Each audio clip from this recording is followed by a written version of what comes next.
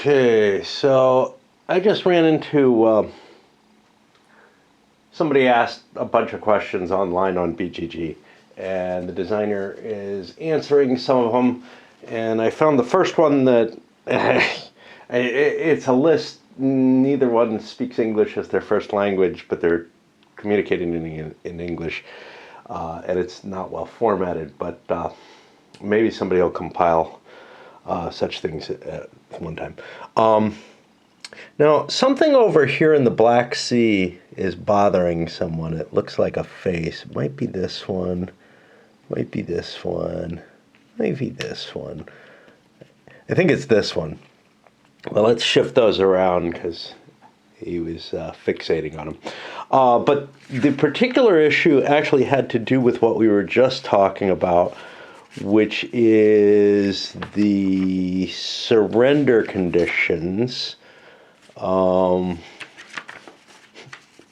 Yeah, where are we and what are we doing? I know I'm on a new video here and I haven't given anything, but the if I can find it, the rule book is so badly organized. I just have to. Where the fuck is negotiation? It's here. Forced peace. Yeah, a little bit on the last end. That's always hard for me. Okay, so where it says for each given back city or fortified city, the war-winning superpower receives one fund. That should actually be fortress, because the fortified cities are already taken care of. Those are either a victory point or 3 funds, which feels particularly silly because the thing you most want back is the fortified cities. And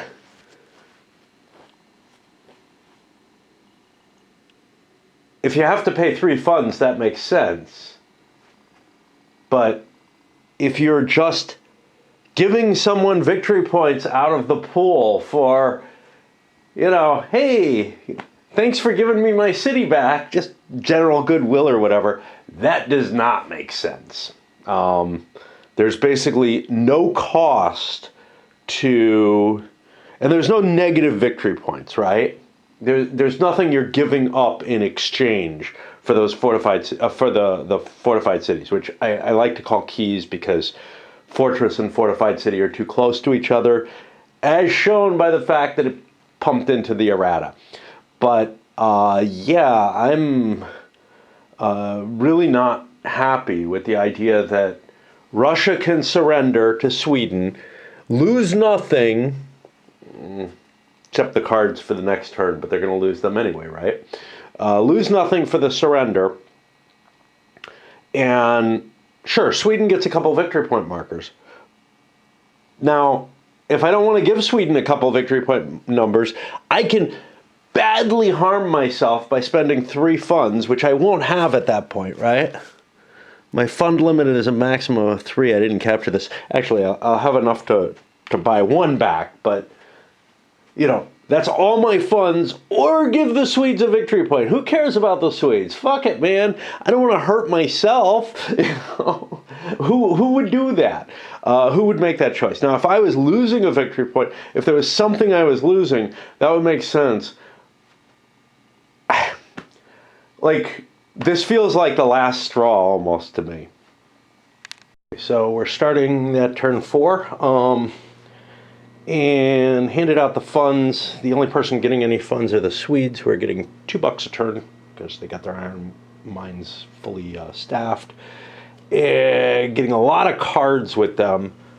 They're going to be getting 7, 8, 9, 10, 11 at this point, which is a pretty rich hand. That's going to go back downhill, though. Because, again, Russia's going to surrender. It doesn't cost them anything. But it gives Sweden victory points. And this is the thing. I don't think Sweden can, in any reasonable way, win by capturing locations. We'll see. Maybe if they're trying to make that Baltic plan go. few thoughts that come to mind because I got so many funds, I figure I ought to spend one, grab a card. Well, I'm not going to do that because I looked at the cards and I'm saying, yeah, it's not a good deal. The few that are of interest, the Dimitriads, but I can't play them because of Boris or Vasily limitation on it. This is basically forevermore just a 3-point card in my deck. I could pull it out, I guess, and guarantee myself a 3-point card for a fund. That might not be a bad choice, to tell you the truth. But others that are of interest, the Czech Protestants. The Letter of Majesty is not in effect. I could put a bunch of revolts, so I may actually buy this one, all over Bohemia. And that'll include Prague, as well as a bunch of smaller places. That's not Prague. Where is Prague? It's, wait, Breslau maybe too. Prague is here. Is Breslau on the list? Yeah, Breslau's on the list too. It doesn't take away the victory points from the Austrians, but it may distract them and force them to use some of their troops not to go conquer another territory, something I can't do a damn thing about, right? I also can't really do much about the Poles. If I'm locked out of a war with Russia, then Poland is free to take the areas that I just lost due to that. And Russia probably can't defend itself. So I don't know what the hell's going to happen here, but I'm feeling pretty unhappy about my chances of being able to do something to prolong the game, because that appears to be Sweden's goal. Sweden, like I said, it looks very unlikely that they can gain enough of the fortified cities. And the fact that Russia doesn't have to pay for its fortified cities, could or whatever, but all they have to do is give Sweden victory points. Who cares about that? Now, yes, in the long game, Sweden will eventually get enough victory points, and things like Descartes are another factor. So at some point in the game, I can get 2 victory points off that. An attempt to get all of the Baltic ports. Let's see. That would be 1, 2, no, 3. Is this another one? I don't know. Maybe 4? 4 more keys. That wins the game. That's a stupid card, right? If it gave me 5 points for getting most of them or something, it would be a nice end of the game, you know. Well, you made an attempt, dude. But yeah, I think Copenhagen counts as well. And, you know, I would also be pocketing so many cards each turn that I'd have a lot of power on the board. So I think that card is kind of goofy, but the Descartes card seems pretty decent. Now, do I want those Czech Protestants? Ah, jeez. I mean, again, worst comes to worst, it's a 3-point card. So yeah, I'll buy that. I'll buy that for $1. And that counts as one of my, 11 cards or whatever that I have to play out. But overall, I think I'm going to have one hell of a hard time preventing Poland from winning the war. If I could grab a non-red star card at the beginning of the game, I might take something, if there's something that would allow me to declare war. Maybe a diplomacy would allow me to declare war or something. Let's take a look. I remember something does, but again, there's so much little stuff in the game. I won't be able to declare war. So the reason I can't declare war is it's forbidden for 2 superpowers to be at war against each other in the next game turn after Russia. Wow, my battery's already almost dead. This thing sucks energy so fast. Because it was charging. This is the one in the camera. So the only way to declare war is a provocation card and a declaration of war or diplomacy. Now, in terms of selection of a card, it has to be a red asterisk symbol. Provocation is not. It's more of a generic card. So, yeah, there's nothing I'm going to be able to do to stop the Poles, except I could declare war on them. That might be my best move there, in which case this card against the Habsburgs might be very, very useful. But I doubt it, because who is going to fucking stop them? And they're one away. Of course, maybe they should have won already. Interestingly, I got the Provocation Diplomacy Mixture. Now, this is neat because I swear there must be more than one diplomacy in there. The reshuffle was on a diplomacy card. That increases the chances of being able to get one. I had thought there was only one per deck. If there's more than one per deck, then it becomes a little less important. Now, I was looking at my cards mainly because, hey, I still got money. I could throw 4 of them away. That seems like, I mean, yeah, you could call a bunch of crap that way, but it seems like a high price to pay at this moment. We'll see. Of course, I could end up with too much money, you know, if the Russians end up handing me over a lot of funds or something for some reason or another.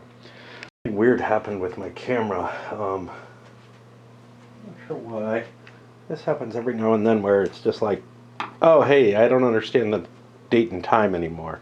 And so my timestamps are always off. I hope this doesn't fuck up my ordering. I hope they're not ordered by timestamp when I load them up. If they are, that's problematic. But I think I've got them so that they order by number. I went to the Russians, and, you know, it's kind of interesting. So even with just a couple of keys, whatever, left, they're still getting 7 base cards. That put them up to 8, 9 total, which is not a bad set. Now, they got a lot of 1-point cards in their hand, which is a good reason to say, hey, I want to throw them away for a fund. However, all those cards are, you know, they're all battle or reaction cards. So it's like, well, I'm also in kind of a situation where those could be of more value than a big 3-point card or whatever. So, yeah, I decided to hold there. Now, for the Ottomans, they're going to get shit for cards again. They are in the unique position of, is it entirely unique? I mean, you could completely conquer someone so that for one turn they're getting basically no base cards. But the Ottomans are in the unique position of being of a mind to ignore Europe for the rest of the game. Just go concentrate somewhere else. And this is horrible. I mean, they're really kind of knocked out of the game unless somebody lets them in. And, you know, lets them in is a big deal. Because, yeah, I've got my own territory. Yeah, I've got this. It's not connected to anything. It's just a penalty. You know, Austrians shouldn't have taken this.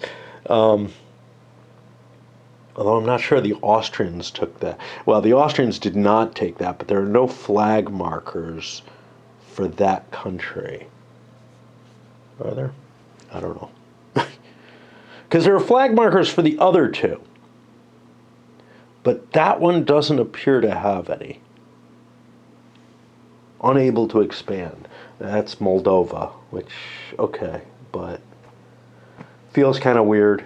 I felt like they should be the ones flagging it. I'm not sure why there are so many flag markers for these other 2 Balkan states. Again,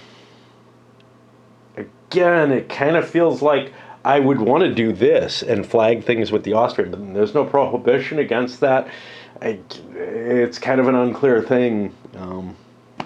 May just be that Moldova is not able to attack into anything and convert anything is the intention.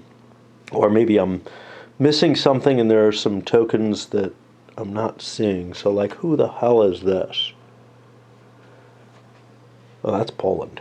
Yeah, they got markers all over the fucking place. Yeah, so I just don't know. And it's like so much in the game, you know. It's like, yeah, most things are not well covered. There's not even a good explanation of what all the pieces are and what's a hussar and what's not. Wish nobody had pointed out that I'm mispronouncing that. Okay. So then there's the question of, did these devolve? I decided no. Yeah, let me just play some pull some more cards, because none of this is. If I start going into my rant, that's all we're gonna do on this video.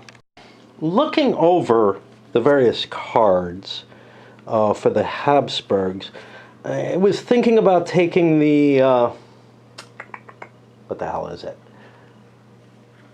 I'm not going to do it, but I was thinking about taking the Letter of Majesty, and then I have enough money I could do a 4-card redraw if I don't get 30 Years' War, so that I have an improved chance of getting the pairing. I could kick it off and force it out. In which case, hey, it would be interesting to look at what the 30 Years' War really does. Now, what's stated on here doesn't do much. It allows you to suppress the Prague space. But it is going to allow me to play around with this, which I can't play with if 30 Years' War. I don't know if it's hasn't happened. Certainly, if it doesn't happen, I can't play with it. But I may not be allowed to play with it outside of the realm of the 30 Years' War. So that's a special track here.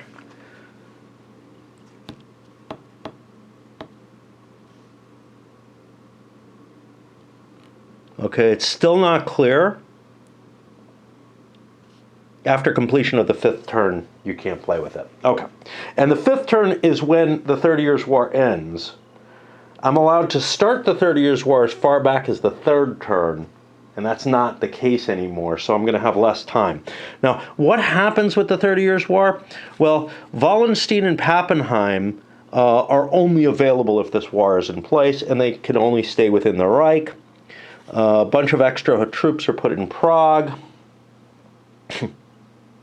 Now, remember, I was allowed to suppress Prague in the 30 Years' War, which kind of doesn't make sense anymore. Transylvanians are placed in Przasny. I don't know where that is. I thought the Transylvanians were one of the 3. Yeah. So they were in Nagabazin, but now they're in Przasny, wherever that is. That's Przemysl. Yeah, I know I'm not pronouncing that. I have no fucking clue. There it is. Okay, which may not even be owned by the Austrians, but you can assume it probably will. But I don't know, if the Turks were doing well, if things had gone in the other direction, the Turks might be close to winning or something. I don't know. Okay. At the moment of the breakout, all mercenary units except those in Prague and Stettin must return into the general the Holy Roman Empire box, and then each player gets a fund marker for losing them. Which is kind of a nice deal. If you can get bids for $1, you're getting the equivalent of a 3-point card. Yeah, if you can get them for a 1-point card. Then the Polish-Lithuanian divides them into 2 even groups. First is put with Mansfeld,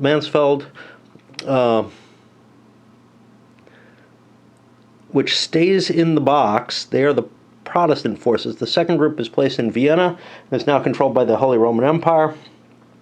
This will be done in each mercenary's hiring phase, so once the first turn is done, you're probably... Well, no, there's no prohibition to buying mercenaries and getting funds for them.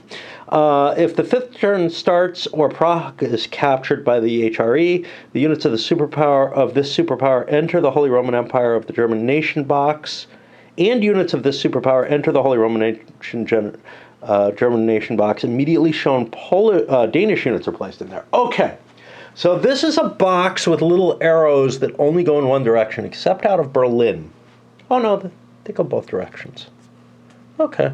I had assumed this was an off-board box. Okay. Why would you do this? Don't know yet. Maybe it says something here. If Denmark is at war against Sweden, the war immediately is over and the Swedish units are placed in Stockholm. If Denmark is already defeated in the current game turn, only Christian IV of Denmark is placed in the German nation's box. Denmark takes part in the 30 Years' War as long as its units are commanded by a Christian, are not defeated by the HRE in a land battle. If that happens, Christian is removed from the board. If Denmark is no longer involved in the 30 Years' War, the Kingdom of Sweden is allowed to join the conflict. To do so, the player controlling the kingdom must play the Joining the 30 Years' War card. Yeah. Well, you can buy it. For each lost battle against an army containing even one Swedish combat unit in it, the marker on the Dominion of the Reich is moved back, costing the Habsburgs some victory points. If even one Swedish unit is on a space adjacent to Berlin, Brandenburg units must be placed on Berlin space, and they join the Protestants. Okay. Who runs the Protestants? Not clear. I guess they just sit around. Because there doesn't seem to be any kind of alliance or anything. But that doesn't seem to be too impressive if Berlin declares war but can't move. And the 30 Years' War ends after the completion of the 5th game turn. There doesn't seem to be any advantage. Like, nothing seems to happen due to the 30 Years' War. I guess it puts this box, which is unimportant, into the game. Why you would want to fight it, I don't know. And I suppose it's possible that the Swedes could allow the Austrians to attack Berlin then, without declaring war on it. But there are prohibitions and disincentives for that. Like, they're not able to keep it or something. So, yeah, I really don't see a hell of a lot of advantage except for being able to get these extra victory points. Now, that would be a big deal if Austria was like Sweden, where it's like, yeah, I don't see an easy way to win by getting the automatic victory. But as it stands, the auto victory is just hanging there, so sweet. Now, again, things have gone really, really poorly for the Ottomans here, which is part of the reason that maybe the Habsburgs are in such a good position. But I feel like they could have taken, they could do something else. Like, just go attack Berlin, give up the advantages of being the Holy Roman Emperor, take Berlin, and then take Stettin, if they can hold the Ottomans off. If they're losing to the Ottomans, it may not be such a great idea to start the 30 Years' War under those circumstances, right? I don't know. Because it's not going to give you an auto victory, but it will allow you to bank some points that if you can catch up and become a functioning power, not like the Ottomans are, they, I feel, are sealed out of the game by the fact that they got beaten in the first couple turns, really in the first turn, by a single card play. There was a combination of the fact that the Austrians are at war and that they sent the Ottomans away to have to fight in Persia, that pretty much guaranteed a situation that's not far from what we're seeing. Oh, and the Michael card, which caused revolts within their territory and made it easier to take stuff, or to get stuff out of Ottoman hands. So, yeah, it pretty much feels like if you get lucky with that Persia card, and you can't buy both, you can get the Michael card or you can have nothing, so on the first turn. But you could get the Persia on the second turn. It may be too late at that point. It may just be the luck of the draw made it so that it was almost certain. Now, what are the chances of that? I don't know, something like 20% or so that you're going to get that card. Okay. So I don't think there's anything I'm going to draw, unless I want to draw something, spending a fund to get a 3-point card. That doesn't seem like a good deal. I'd rather spend if I get a bad hand to get rid of 4 cards. To finish up the card draw portion, went to the polls. Now, it's kind of interesting. They're not getting a whole hell of a lot of cards. They've had their economy already crashed, their governing situation already crashed. And that will put us to rulers. And we got to go through. They should have an end date or something on them for ease of finding. Just, a matter of, hey, what would be easier to deal with? But instead, I got to page into the rule book to find this every time. And this can go away. Because we sure the hell aren't going to do the 30 Years' War. It doesn't... I don't think there would be an advantage ever, honestly. I mean, I guess if you're again, if you know you're going to have to play for the long game going there, but it looks like a crapshoot in terms of whether you gain. Really. Okay, so we got some interesting stuff going on. First of all, I caught this leader. I hadn't even put him on the board, so I had an extra Polish 4-point leader, which would have been helpful. I had an army that didn't have a Polish leader, but I think because I combined two armies, that didn't end up mattering. But now I'm looking, hey, Wallenstein. Now, if I hadn't just read this, I would be putting Wallenstein and Pappenheim on the board. Because there's nothing in the rules that tells you anything about these guys being kind of out of play unless the 30 Years' War happens. And that leaves the Habsburgs with a kind of painful situation where I have this Johann Tschesklaes, I guess. I can't really read it, and I'm not familiar with him, for a couple of turns. But I really don't have as many leaders as, I would like. Of course, neither does Poland now. They're down to one as well. And only Sweden really seems to have a good leader pool at this point. Now let me look at these. Now, Orange. Who is Orange? Orange is... Orange is this, which I think's been destroyed. And so I won't be getting this leader on the board this turn. Mansfeld, probably not coming in. And then these guys who, I don't know who they are for sure, but I think they're either Cossacks or Tatars. I don't remember which. I think they're Tatars because the Cossacks are over here. Yeah. So this is the pile of leaders being pulled out of the game. And, there's others like Mansfeld, Pappenheim, and Wallenstein that aren't going to come in. But I wouldn't know that. I was right. My batteries are not holding up. I had them charging, but they weren't showing the little red that showed them as charging. I thought it had been too short a period.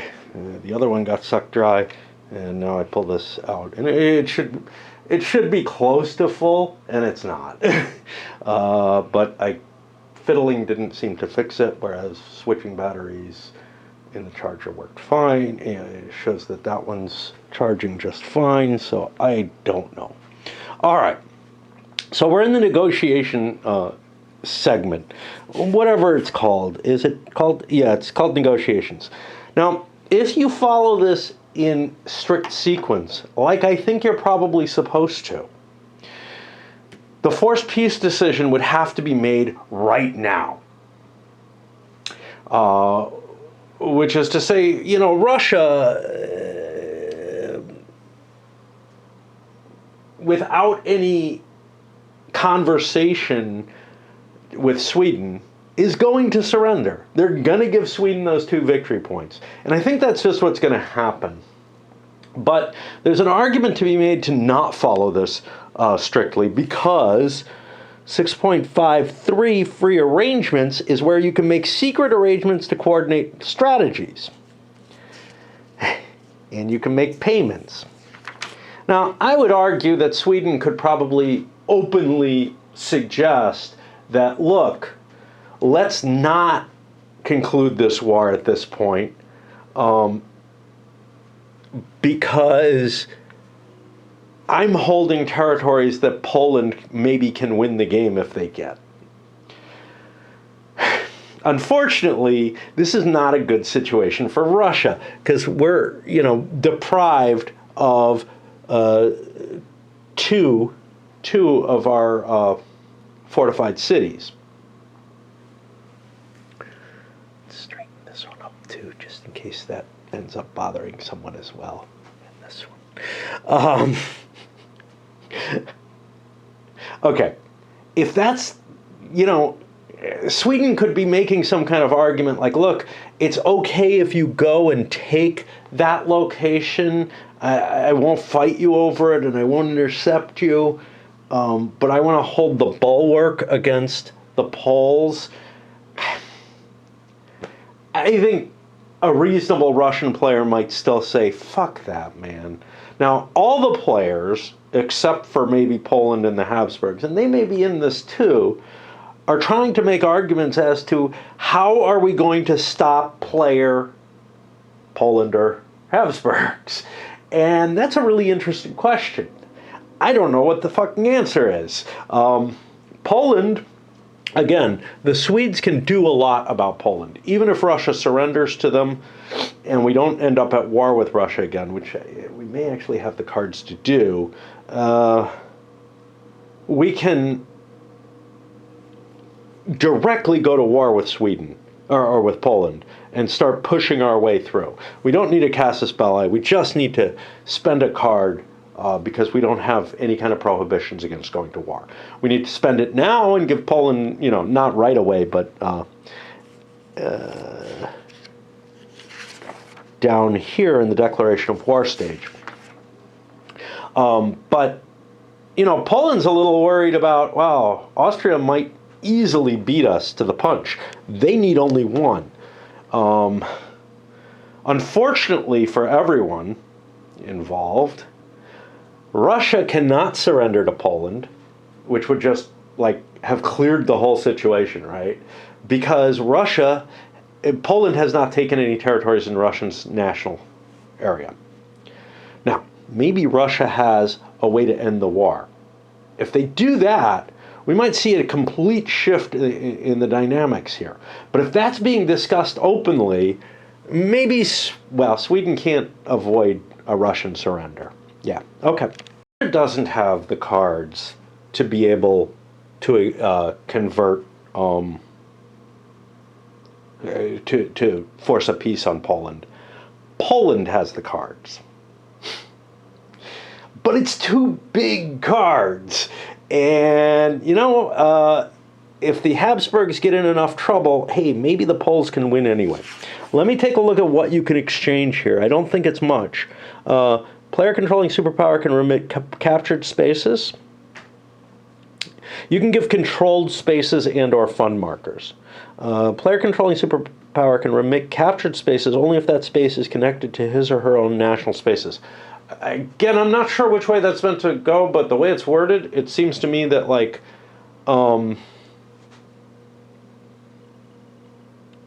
I can only give away spaces that are connected to my national spaces. And I suspect it means the opposite.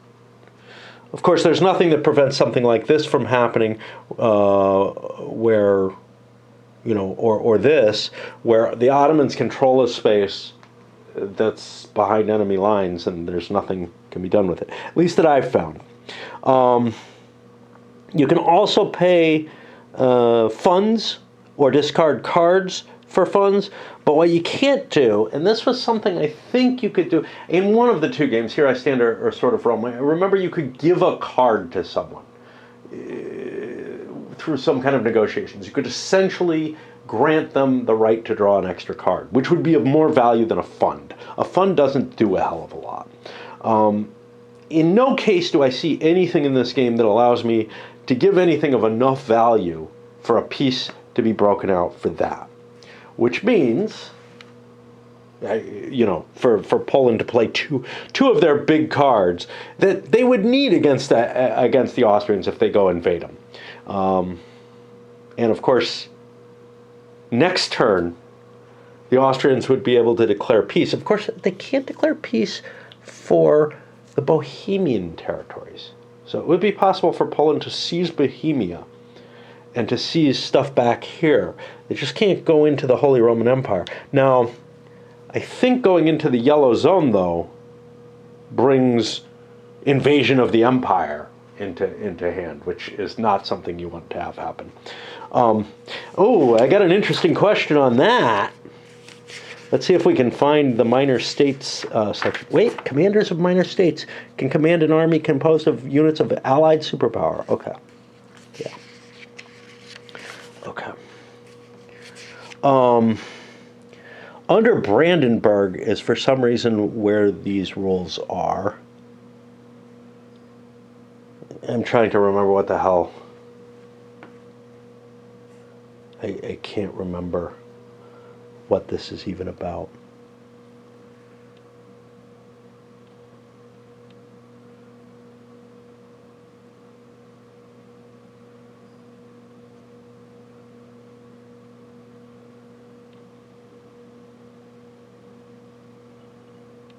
Oh, shit. I had something I was looking up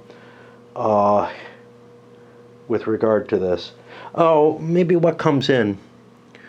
Player controlling the HRE may declare war against any other superpower which combat unit enters any space in the Reich. And that, I believe, is the Yellow Zone. Is it even called that here? Well, they don't say. They don't say. They do somewhere. In the religious rules, they refer to who controls which zones. So the zone may actually be named that over there. Let's find a cue towards what's going on here. So there's the Russian Cultural Zone, Ottoman, Holy Roman Empire, and the Polish-Lithuanian. No, that didn't help because these are all worded in the wrong direction. So, player controlling Kingdom of Sweden puts markers in the Russian Cultural Zone. Yeah, what I want to see is Russian first. I want that highlighted, and I see Sweden, so I jump down because I'm. But in this case, I'm looking at Ottomans put markers in the Reich. So yeah, I'm guessing that this is the Reich because it is for that there. There is no definition of zones, I think, under the board, is there?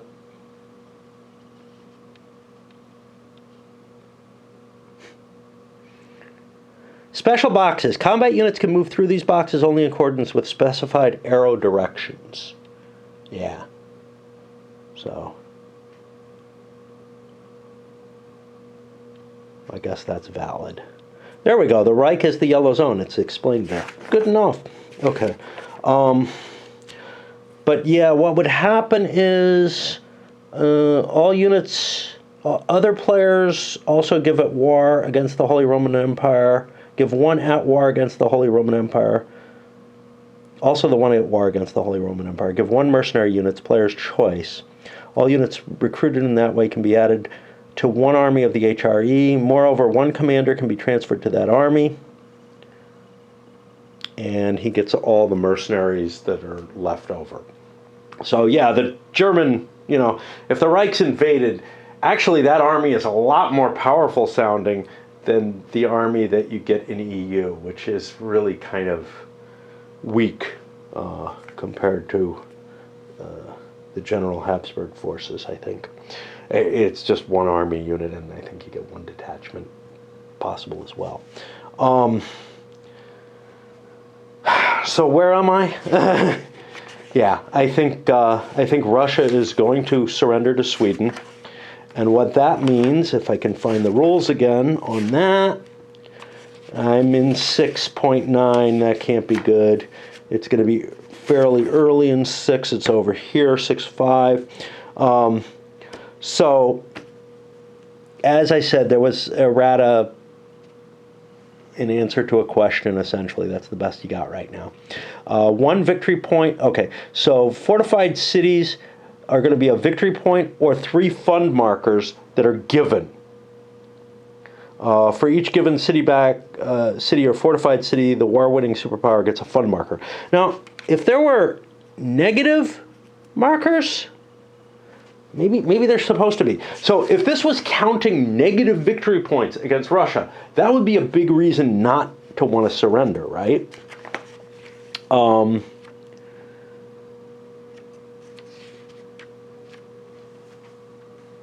But they're not described here as having a front side and back side. You know, the usage of the two sides is not explained. And there's no negative on here. That's 2 victory points, 1 victory point. I think that's the difference. So basically what Russia's doing is they're giving 2 victory points, and I'm going to mark that here. It's countable, you know, everything is trackable on there, but I'm going to mark that here, and then 2 cities, and I've got to find this again, are given back. Now, what's not described is what happens to the troops that are positioned in that city, right? Do they go all the way home, or do they withdraw? I think they go all the way the fuck home.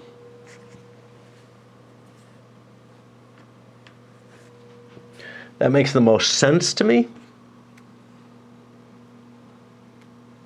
And I'll replace those with 2 Russian keys. And then we have to update the victory point charts. Losing those 2 cities and getting that 2 victory points, I lose 4 Swedish victory points. It's that bad. So now I'm at 2 plus 2 is 4. Whereas for Russia, I paid nothing, shitty town, and I gained 4 victory points, and I'm back up to being in good shape. So that's the negotiations of a forced peace.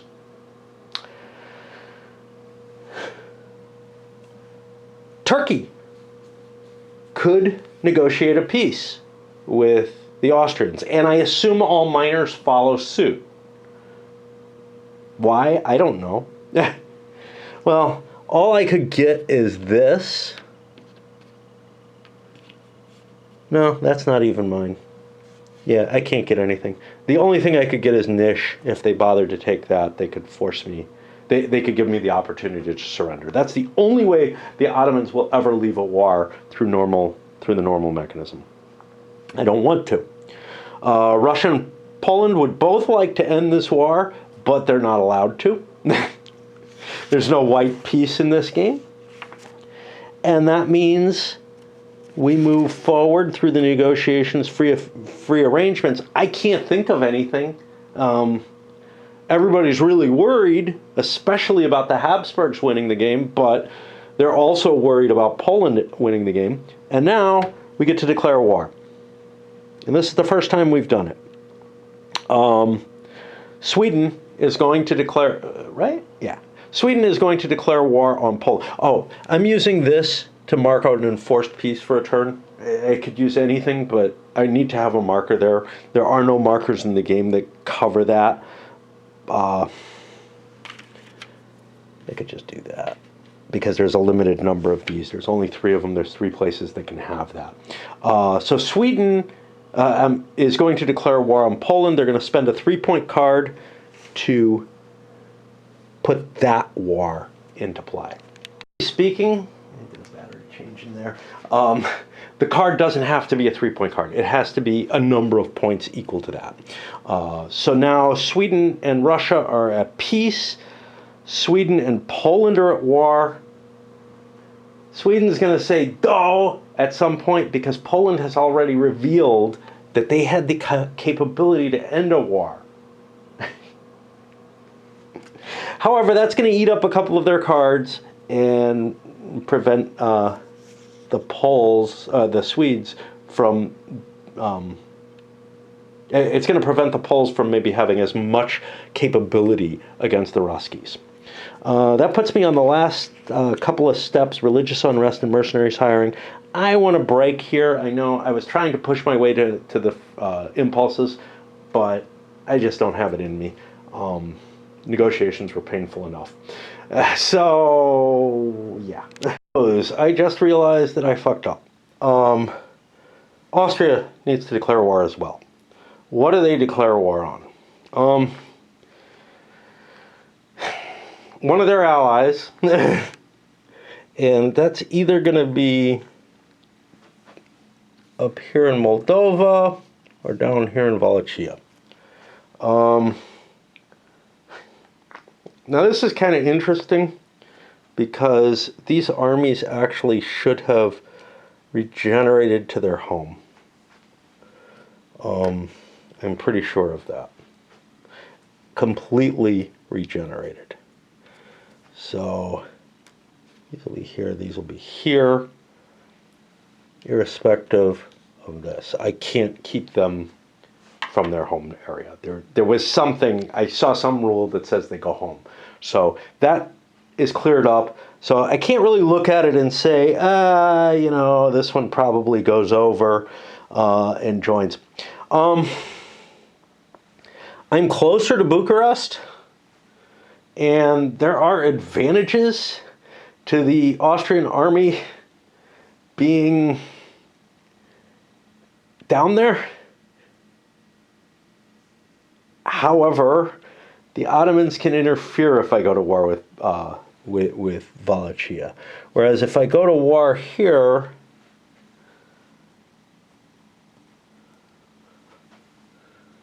let's swap armies out and break my alliance. See, this is the whole thing. Do I want my whole army down here? I don't know yet. Do I want my whole army facing the Ottomans? I've heard all this talk about Poland declaring war on me and stuff like that. I'm going to roll a die for the decision of which one to declare war on. Okay, I'm going to declare war on Wallachia instead. So these go up here. I can never take that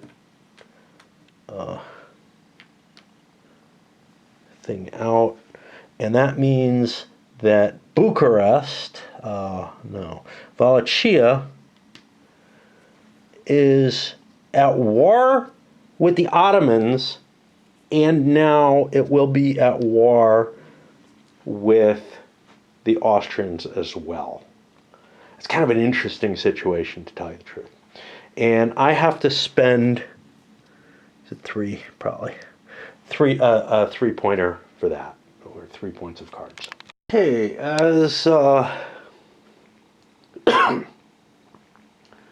as people start to play this, or try to play it, myself included, I'm not sure if they're watching the videos and pulling anything, but other people are asking some questions, and some of the stuff is at least related to some of the many little things I've found. Errata is beginning to trickle in. A handful of things have come up. One of them is, and this wasn't there at all, this I haven't seen anybody note, but the winner, the couple of biggest ones, the ones I'm going to cover, are things that are not stuff that I raised. One of these is the winner gets an automatic victory point for winning a war when it's a forced peace situation. So we've got to give the Swedes a 3rd point here. And we mark that there, which, you know, at least means even if you don't demand anything back, like if nothing important has been taken, the winner gets something for winning the war, some war glory or whatever. I still find it unreasonable that there's no cost, as far as I can tell. I haven't gotten an answer back from the designer on this, but someone else did. To the person losing the war towards giving back the fortified cities. I was okay with, at the very least, the idea that along with cities and fortified cities, you automatically had to pay something. You had to give something up. Now, I can see a problem with such a rule because, let's say everything of yours is taken, including your capital, and you have no funds or anything. It's a little unreal. You know, you could be put in a position that's as bad as what the Ottomans are in, where you basically can't play because all your fortified cities have been taken. Clearly, there would be some sort of peace available. But if you think about how long some of these wars went on, I'm not so sure in the East, but you know, you think about something like the War of Spanish Succession, where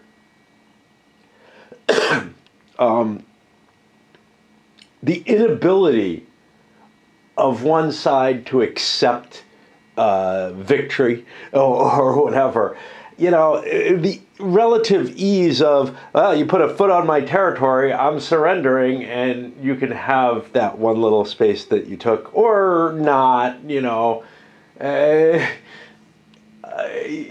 You can have it because it doesn't cost me anything, or whatever, you know.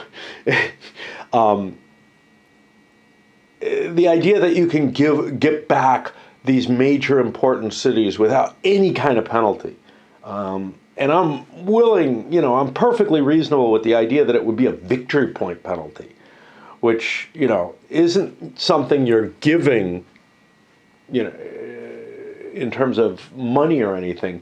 It's just that, hey, I lost this war, I should get some negative glory or whatever for that. Think about Empires in Arms, or, well, not so much. Yeah, with Empires in Arms, where, you know, losing a war moves you down on that stability track, right? Where you're getting less and less victory, and not stability, but your glory track, where you're getting less and less victory points. The other big one that I hadn't intuited what it should be is that naval transport has moved from, I may have mentioned something about this, wow, that seems a little large or whatever, but may have moved from, or has moved from strength points to number of naval units that you have present, which is more in conformance with other games. But, you know, you could take it any way you like it. It's just that the transports probably aren't directly represented by the warships. Okay. I think that's it.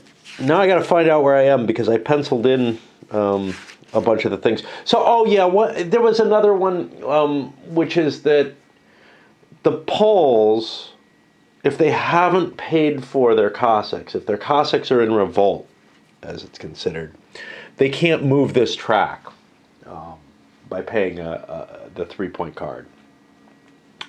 That hasn't affected me because I've had registered Cossacks since I started moving the track.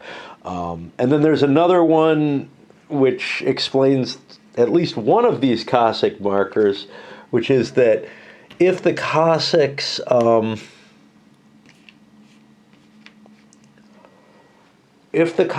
do revolt, I think Sich gets one of these markers. It still doesn't really help in terms of why are there so many, but okay, you know. I mean, I guess if they're operating as their own little country, except there's no alliance possible with them, they could conquer things. But I think the main usage for them is somehow if the Russians want to use those markers to conquer things. And I'm kind of guessing that's the same usage for the other miners, that if you have an ally who's like controlling your pieces, and your pieces conquer something, they should become yours, which means this probably shouldn't be Habsburg, but rather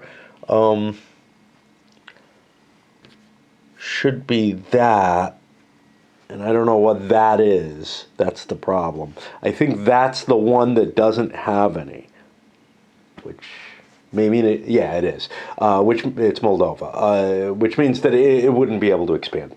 Anyway, let's try to figure out where the hell I was. I was, I think, at the religious unrest. In fact, only Poland's impacted, and not too badly. Although this guy way out here, and that was Sweden's choice, put it quite far from being able to be reached. That may be something that causes a hindrance if I can't get any troops down there. That's an expensive walk, 1, 2, 3, 4, and that's about as cheap as I can make it. Unless Poland finds an ally somewhere. That's going to put me onto the mercenaries. And nobody except the Russians bought any. The Russians bought one mercenary cav unit to face those Poles there. The problem with both the Poles and the Swedes is their 1-point cards were too valuable to expend. And obviously a 2-point card, you're starting to, look at, hey, I can buy a good permanent unit. Of course, the Poles are almost out of army, so maybe they would want to think about it. But my cards are beginning to run low. I was at 9878, which, I've been playing with a slightly larger hand, and now my domestic policy is reducing. I may want to not improve my domestic policy because Sigismund is decreasing it 1 every turn, and if I'm at the bottom, well, bad things happen if you're at the bottom. That triggers an economic problem, which will start cutting into my victory points. So, but I don't necessarily care about victory points if I'm going for the auto victory. That puts me on the first card of the turn. I've got to decide if I want to try playing any. I think I'll try to play at least 1 round. Tonight's dancing night, and that generally means, I'm not going to be getting anything in today. That's for sure, beyond what I do right now. And tomorrow, I'm probably not going to make it. And then I have to go shopping, which means Sunday is going to be somewhat curtailed. So in a sense, starting another set of impulses is somewhat problematic at this point. It's good to see, that errata is starting to show up. It's a shame that there wasn't enough playtesting to shake these issues out. But it may be that, well, no. I was going to say, maybe, the translation missed some things, whatever, some key points. But it may also be that that it just was not playtested sufficiently. That shipping limit is causing definite issues here, which is that the Swedes, who had to withdraw all the way back to Stockholm, instead of being able to move 8 units, which, with the build, with consolidation, whatever, they can pretty much probably do, they're going to have to maybe ship across in multiple tranches. Which is something I wasn't counting on, but there's not a lot I can do about that. I don't see any other answer as to where I had to, there's no answer as to what to do with the troops that are removed from a location that is taken by the peace process. Interesting point to that, while the rule was changed over under the movement section as to when the number of units that can be pulled across, it wasn't changed over in the naval deployment. That I'm going to note that over on the questions and whatnot. But I think that should also apply. Forgot there's one more step: strategic redeployment of the army. That allows the Swedes to pull their main force down here. I brought an extra commander with me in case I want to split the army. I think that's pretty unlikely. But I have like 4 commanders and not a very big army. And I can't have a very big army. Sweden just is rich with commanders at this point in the game. No one else wanted to do it except now I'm at Poland. And, well, I got some big questions. And not in terms of rules, but in terms of strategy that I want to undertake. So I could move this force out of the Russian area and, you know, let the Russians take my territory, which, you know, until I hit Kiev isn't that important. Or, in order to better face the Swedes, or I could throw this into place to face the Swedes, but boy, is that weak. Or, anyway, those look like my main choices. Or I could send somebody down to try to deal with the revolts that are down here. Poland's in a big shitload of trouble. It looks like this game is Austria's to take. I don't see anybody who's going to be able to stop them. They're 1 key short. They're at war. Unless the Turks win. And they have a decent-sized army. The Austrians' army is rather fatigued at this point. So who knows? But something else came to mind, which is Sweden, if they so desired. No, not national territory. Okay. Yeah. The salmon area, I was thinking, oh, they could just like surrender and take all of that. No, it's not Swedish national territory, so no problem there. But that's where my thinking was. Yeah, I really don't know what to do. Like, I don't really want to let the Russians take another key from me. But on the other hand, I don't see a way for me to stop Sweden from sweeping in without moving that army. I think, what's the effect? See, the effect of this is it's going to be domestic policy decreases, development point decreases, which isn't terrible, but I'm in pretty bad shape there.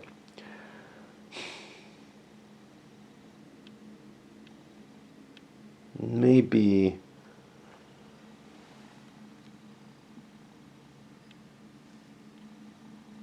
that this is my best placement. I can make an attack on the Russians that way. Whee! And be up there to face the Swedes. Chances are I'm going to lose that battle. It does let the Russians free to play around down here. So that's that. And that's going to put me at the first actual impulse. Really debating whether or not to start, because it's I'm kind of gung-ho, but I'm also kind of tired and hungry. So I think I'm going to hold off and start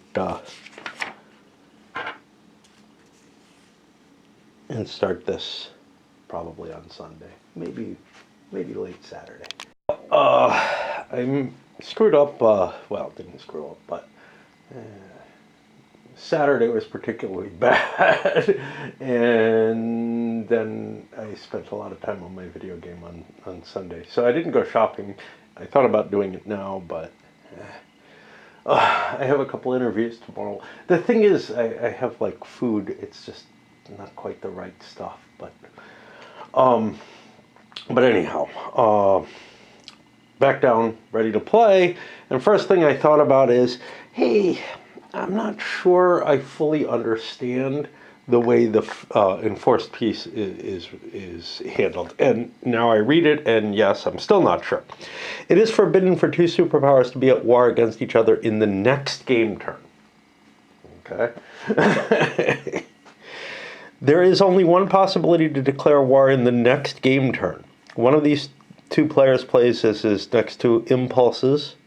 In his or her next 2 impulses as event cards, provocation and declaration of war or diplomacy. All right. So my assumption had been, this is game turn 4. I will not be allowed to go to war in game turn 5 without playing those cards. However, the way this is worded, in his or her next 2 impulses, almost seems to say they're not allowed to go to war in this game turn, not the next game turn. And, you know, that's fine, you know. They wouldn't be able to declare war right here. And worse than that, if they want to restart the war, they have to do it in the first 2 cards of play. Right? In the first and second card of play. You don't know if that's what's intended. It's what I suspect, by the way the wording is. On the other hand, that next game turn thing would also make sense. Hey, you not only are a piece this turn, but you got to be a piece in another 10 years. However, there are certainly cases in, maybe not right in this period, but yeah, pretty close to it at least, where, you know, a peace happened and a war not long afterwards. And when you think about those cases, you know, you could argue, well, they happened in different decades, in which case, you know, because you can only declare war on the first year of any given decade, which kind of seems to hold true with the impulses too, because you have to play it in the first 2. Now, maybe there's an abstraction with time, but when you start talking about time abstractions, I'm out, right? That's something you can't fuck with me, and I've complained about a number of games that do that. High Frontier, for example. But yeah, there's something really that I don't like going on here, but I don't know what to do about it. So I'm assuming basically I just couldn't declare war during the declaration of war phase, and now if somebody wants to go to war, they have to do it immediately. And Sweden may want to. Although they're at war with Poland and probably are more interested in pursuing that war than trying to take spaces away from Russia. It turns out the first 2 cards that I looked at are the 2 that I would need to do it. But again, I don't think I particularly want to go back to war with Russia. I went to war with Poland for a reason. Now, here's the problem.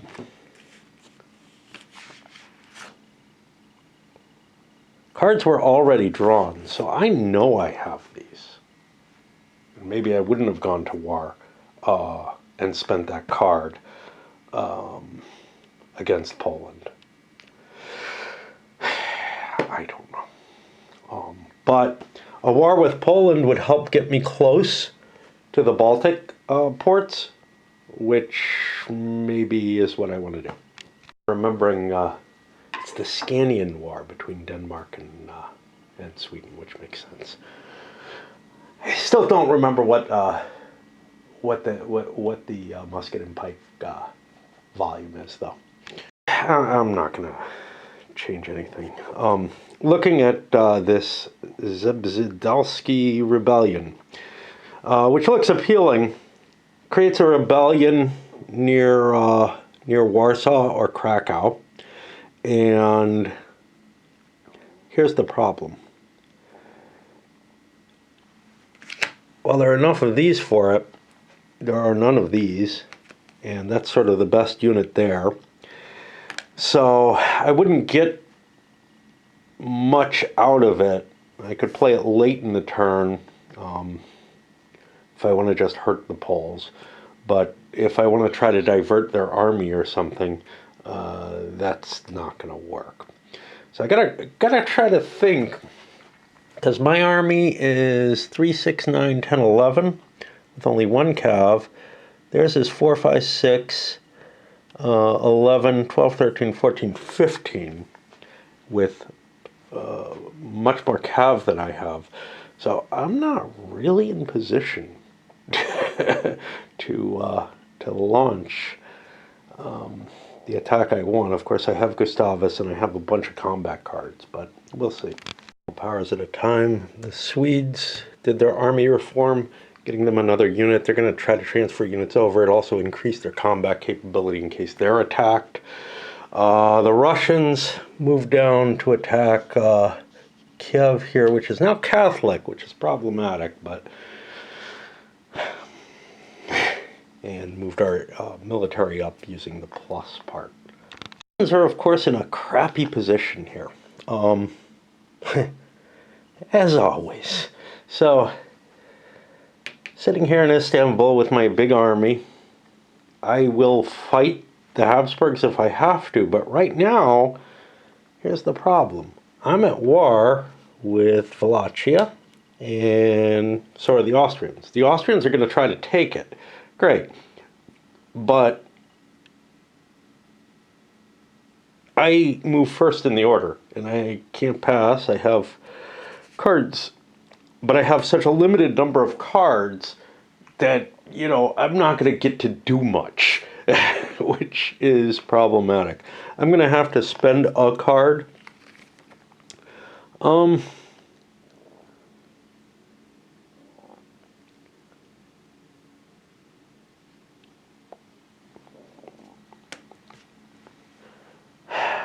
I think I could use diplomacy to vassalize Wallachia, though, which would make them my ally, which would be an interesting option. Let me see if there's any reason I can't. It would be kind of weird because we're at war, but not unheard of.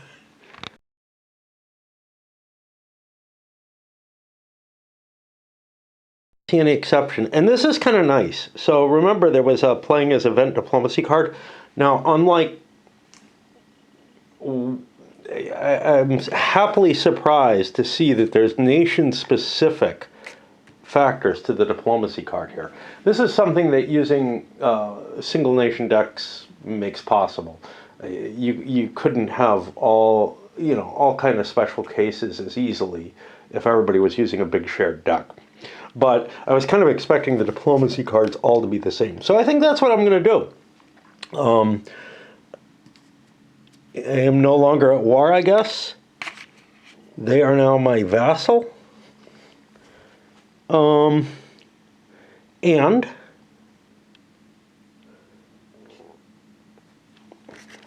by doing that,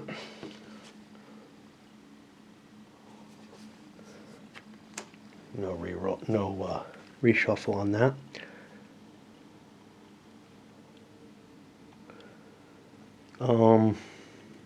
Ooh, I'm not sure every diplomacy card says this, that it can break vassalization. Now I have to look. Sweden, and yes, they could write on their diplomacy card, it says that they can do that. But what I'm trying to see is, I don't believe that I am allied with them, however. If you recall, becoming allied with them,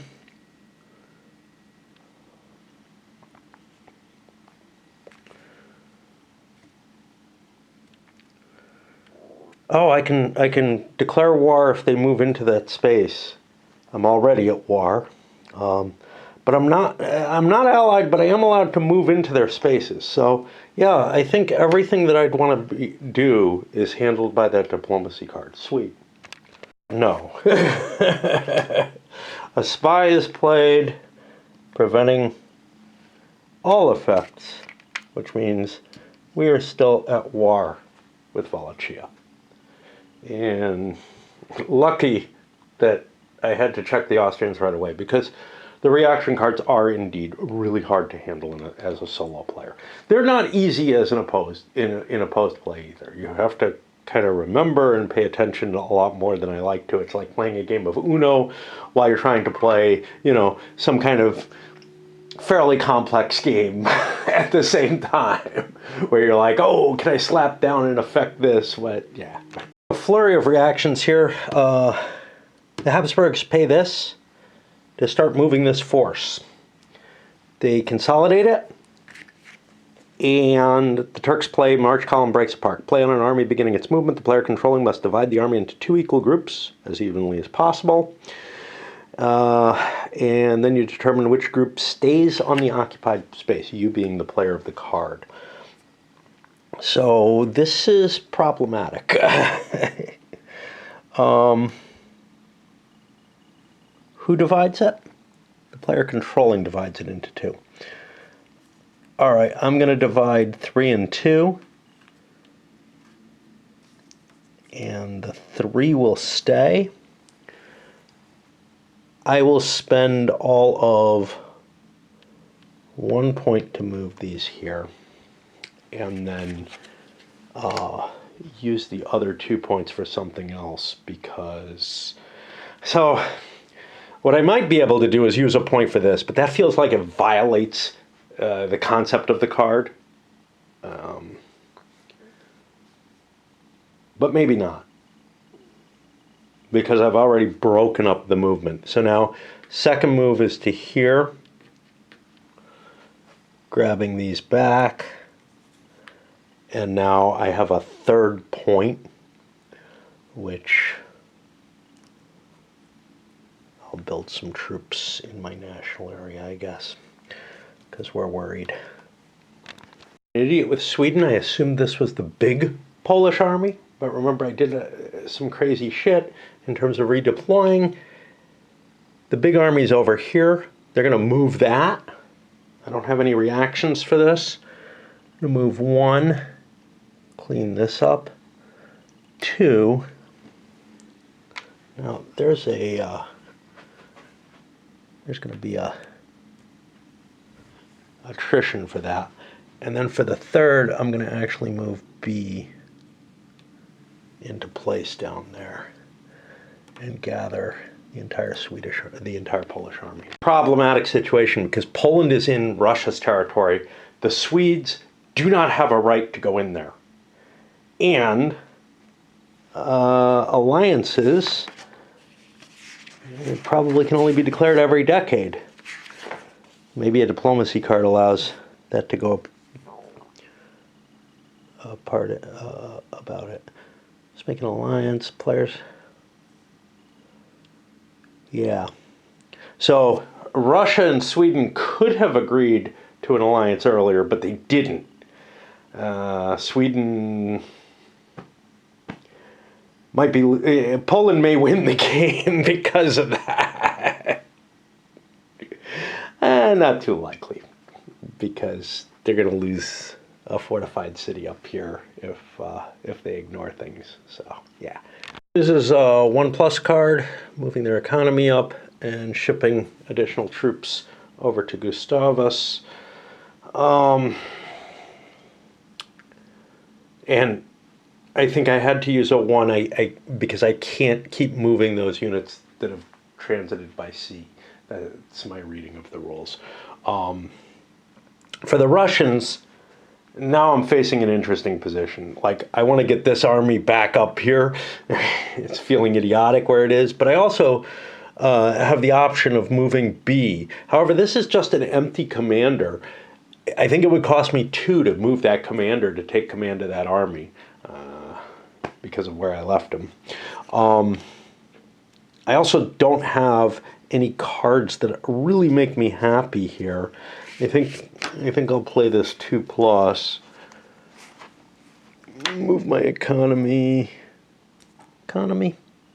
Move my military up 1. My military is not in good shape. And this, I'll move him here. Let's, Moscow's a long way away. But I lose garrisons if I use them up. Army B, Army C has 2, 4, 5, 6. I don't have a lot of troops, so I'll bring that with me. And I'll use the other one for the siege there. I've got a shitty leader. Do the Poles... Yeah, so here's the problem. You got to check your reactions all the time. Do the Poles have a reaction card? Oh, I had to break apart.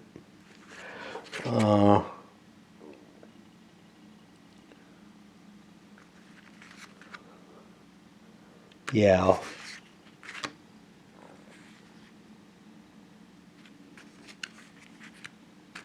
I could have played this on... Jeez. Okay, I could have played this on the Swedes. I can't pay attention to all the reaction cards.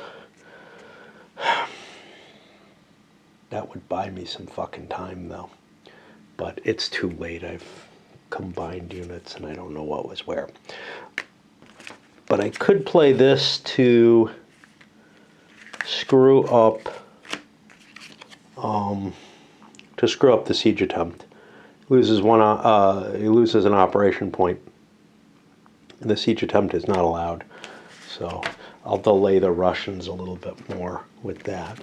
It's hard to tell, you know, if I'm going to win the fight, like if I were able to destroy the Swedes, I'd be okay with the Russians continuing that siege. I might be able to use that 1-point card for something better, but yeah, right now, no. And the limited number of Ottoman cards, I probably should not have played that reaction because things are even worse now. Oh, this was a mistake. So my domestic policy is as high as it can be, but if I play this as ops points, my ruler gets flipped over, which is pretty bad.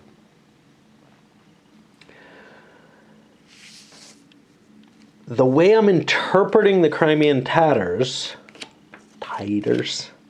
is that I can't play this to use them without having played this. I think.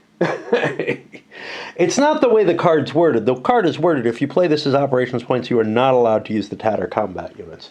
But you know, I mean, I hold this till my last card and I'm immune, right?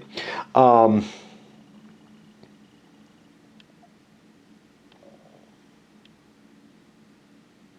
don't particularly want them for anything.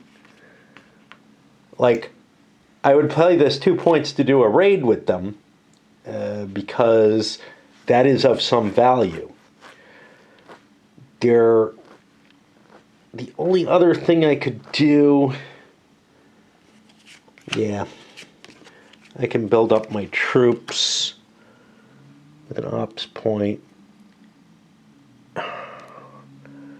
Jesus, a lot of manpower there, and move to here with the other ops point. I get one of these things. Get rid of the military. And now I'm going to move, and maybe the Habsburgs need, and this is why, you know, the camera makes this even harder than it would be otherwise. But now I can look at this and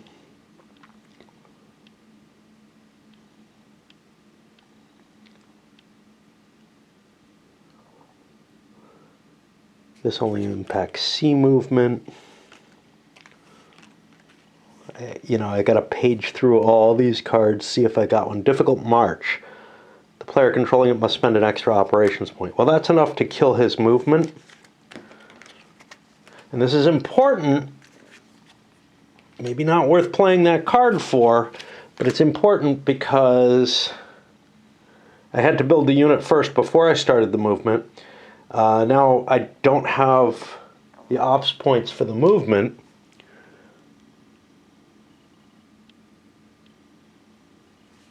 Which means I guess I build yet another cav. I could build a couple of infantry, but a cav is probably more valuable to me. And slide down. The Habsburgs played this, increased their card draws. They were almost there. And it's going to cost me 2 to move into here. 2, 4, 6, 7, 8. By the way, I'm not sure, you know, I was unable to move, but I feel like I wasn't able to spend the operation point on movement. Therefore, I'm not going to take attrition. And also, I was able to build a unit with that. All that stuff, again, is not well defined in the game. I'm just making that shit up and filling in the gaps, which is fine. You know, it's just, again, not ready for that kind of tournament type play, i.e. play with other people who have read the rules and you all get together and expect to know them. Because there's going to just be arguments all over the place. This is like EU, like a lot of other games that I like. This is something that one person learns and figures out how to resolve things and teaches it to everyone else. And probably plays it several times solo before they ever bring it to anyone else, because it's just not ready for opposed play at all. Of course, you know, eventually a community might arise, like has with EU and with Empires in Arms. So it's 2 to move into there. I have no reaction cards left with the Ottomans, but what I do have is the capability to intercept, I think. Nope,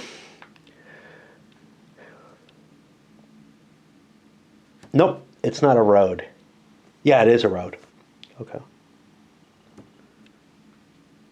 Yeah. Okay. So I think I need to roll a 2 or less in order to intercept. I do not get that. And the Habsburgs make it in. For the Poles, I might as well play the Storms card now because I failed to use it when it was of any use. And we're going to siege whatever city we're on there. Is it Novgorod? I don't know. And it's a double failure. Great. Pskov. Okay. And I probably should have checked, again, the Swedes to see if they had a reaction to prevent the siege from happening, because they would have liked that. But it works out well, so I'm not going to worry about it. And I take a couple of hits. I will take those on my shitty cav. And we're going to break for a while because it is so fatiguing to play this solo. And, you know, honestly, a lot of it is me tracking it with the camera. If the game ever settled down, if my comfort level with the game settled down enough like it usually does, I would be zooming away and just giving you the narrative of the game. But with the way that I'm playing nowadays, I just don't have that comfort level, and I feel like I have to explore a lot of things. Plus, there's stuff that we haven't done, like the interception check and stuff like that. But yeah, I'm getting more heavy-handed with the coverage, which I do not want to do. I use my own sleep schedule to punish myself, sort of. So I tried to go to bed early. Well, I wake up, as I often do, a couple hours into sleep, having to pee or whatever. I'm getting old, and it's dark out, and I'm awake, like very awake. And I mean, I didn't get enough sleep yesterday, so there's this dull kind of tiredness, but I was more tired all day yesterday. Anyway, the Swedes advance, grab this. Note that it's Protestant, so the heresy side of the marker that the Poles had it on has been converted to the correct religion side, because the Swedes have the correct religion. Heresy just indicates a religious differentiation, which is cool because this tracks the actual religion. It works pretty well. For the Russians, this card is killing me. It was great early on, but I've got 3 fucking fund markers. I'm not sure I have a use for additional funds. I think they'll just be discarded. I'm allowed to hold 3 each turn, which is why I held 3. But then I forget that this card gives you 2. Now, I don't really want to collapse my economy. You know, I would like this to go up to get victory points from it, but I don't think I can. I'm going to have to make sure that I spend my funds early on in terms of drawing a card or ditching cards, but I didn't want to particularly. But Yeah, it's a mistake to hold your funds as the Russians, or as anyone who's up at the top if you can't figure out a way to spend them. Is, well, I'm out of battery already. What the fuck? God, I've hardly spoken. I have a bunch of 3-point cards, and then a couple of 1-point battle cards that there's a good chance that I will get into a fight this turn. I'm going to want them. I don't know what to do. I think I'll play this because if things go really badly, I can dish out some hurt on the polls. There goes the date time again. I had some issues trying to load it back in. I chose to play this one instead, which is kind of interesting because it's sort of the reverse. It allows me to keep advancing my economy. So that's kind of nice. As long as I don't play in Russia, in Siberia. Shit. My battery charger is not working on the dead battery. And I ended up successful in the Siege of Kiev, and I moved up. I took attrition. I'm a little worried. I probably should have taken attrition on another unit. I'm going to flip another unit over, because I think I had some attrition already in place. But that allows me to gather all my forces, and I don't need to worry about this guy. He can at least intercept into Moscow or something, I guess.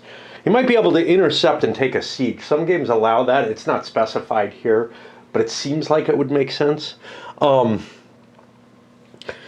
And moving up to try to cope with the Polish problem. Now, for the Turks, I'm going to play this card because the Tatars are useless to me, and I'm going to launch my attack. What am I going to do with my other 2 points? Well, I could hold some for after combat. Yeah, I'm not sure. Shit. I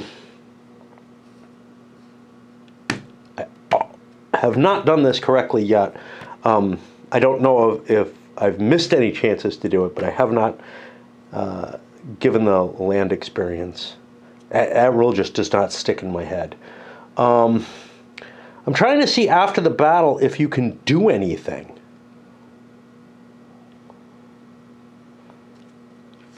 Or if you're frozen. And I just don't remember, and I have to do something about that battery. Once again asked, because if I don't set it the first time and I just buzz through no, it'll ask me every damn time I turn on the thing. So then I set it for January 1st, one minute in or whatever. I could not do this. This is why I had that question. After the siege, and I don't know what the hell was down here anymore. After the siege, you violate, you cannot keep moving. I can't find anything like it for battle.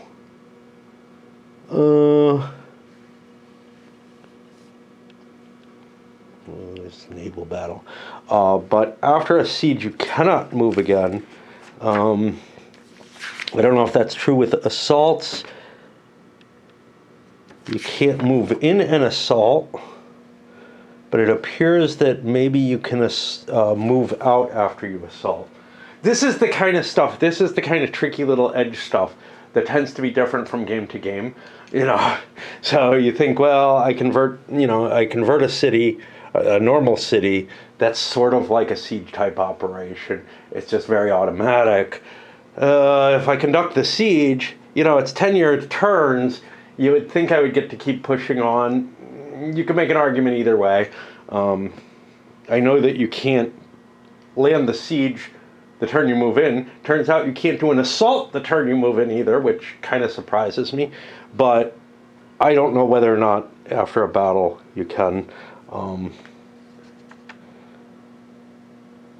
It might be snuck into some place like this. I wouldn't put that beyond the game, the way it's written.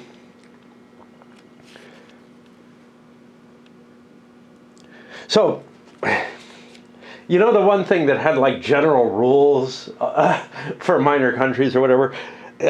When you see something like that as an SPI gamer, you're used to, okay, there'll be a lot of big sections that have a general flow that explain a lot of things in that sort of way. The general rules doesn't really do that, though. It doesn't explain the whole flow and then give you the specifics underneath. It gives you some of the specifics, just not all of them, because others have their own rule section. But that's not a common practice. It's not like I keep running into different things that say general rules that tell you about how you do something, like the play of cards. Play of cards, is that there? No. There's player impulses, which is 6.9. But if we go to, I don't remember what it was. Yeah. This is the kind of stuff that just sticks in my head and makes it harder to learn the game. So there's a section, Minor States 4.0. You would think anything that kind of gives you a general overview of what's going on would be right after that, would be part of that, instead of general rules being its own section, and then detailed rules being its own section with an additional section for each country. That feels wasteful to me of numbers, and also doesn't make it easier to understand, because it's not a system that's followed throughout, and it would be a horrible one if it is. It's not a good system right there. But yeah, I don't know if armies can move again. But now I have to reverse my, hey, let's play the Turks, go back to the Russians now that I looked this up. Because I was looking it up because, hey, if the Turks attack here, will they be able to keep going? That was the question. Well, I did find that in sieges you can't, and it makes sense.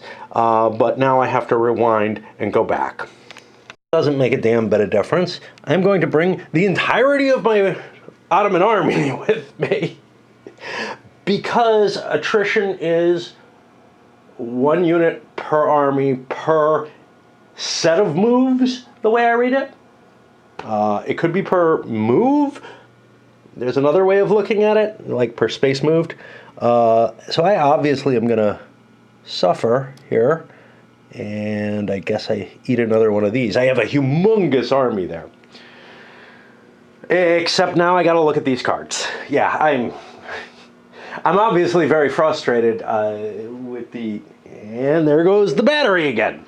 I'm very frustrated with the combination of things, my sleep schedule situation, and the annoyance of trying to cope with a card-based game, especially with a lot of reaction cards. That's always frustrating. Like, I will be playing a game opposed, and I will start getting this angry as I realize again and again, oh, I should have done X. And the same kind of shit happens when there's a bad rule book too. Yeah, I'm going a little bit angrier than usual right now, in part because, you know, there's no reason. It's just almost inconceivable. I've gotten playtest copies that are in so much better shape than this rule set is. You know, the other things are outside the game, but this rule set is fucking horrid. It turned out that my battery was actually charged, and it must have been reporting incorrectly on the camera as to how low it was. Remember, I was shocked at how low it turned out. I swapped it back in, and it is indeed full. I put the old one in. The one I just pulled out. So yeah, I built units. I moved into here looking for a reaction. All I have is rats. Rats is interesting. So it says you can play this card at any moment during movement of an army controlled by another superpower. Now, the other ones can be played early, and early enough they can stop all movement. I don't think this one can, because the way it says is the army must immediately stop the movement. I'm interpreting it this way. But again, the others are like at the start of movement. Is that during movement? I don't know. And in fact, I'm not sure exactly how they're fucking worded. Difficult march. Play up on the army beginning its movement until the end of its impulse. So you could basically forestall an enemy's movement with these other ones. This one, I think you cannot. I think they have to move at least a space before they get hit with the rats, which means the Austrians have no further ways of stopping things. I used up all the points on this card, and we are going to fight a big battle. Is it big enough?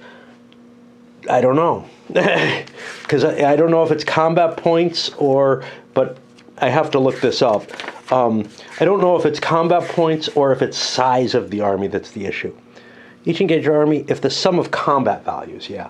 Okay, so 1, 2, 3, 4, 5, 6.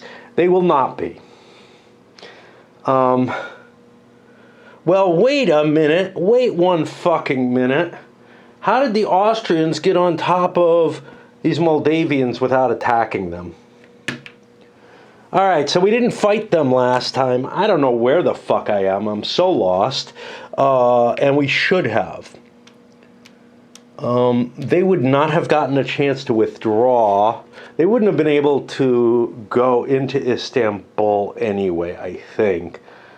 Didn't I create them as a vassal somehow? I thought I recreated the fuckers as a vassal.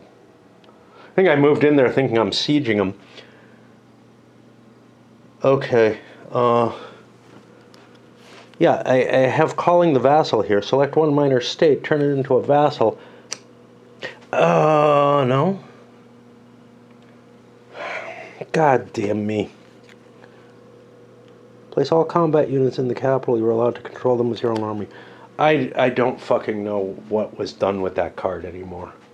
I mean, I could peel back and try to find it, but I really don't give a shit enough about this game at this point. I don't know why I'm playing it.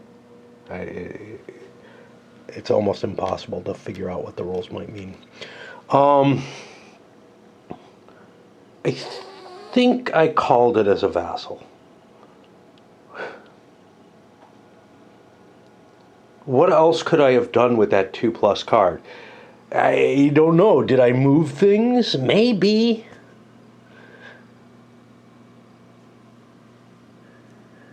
Maybe. Good God, I don't fucking know. If I made it my vassal,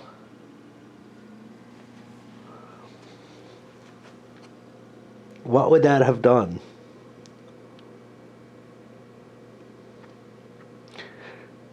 No, I think it had to be a vassal to call the vassal.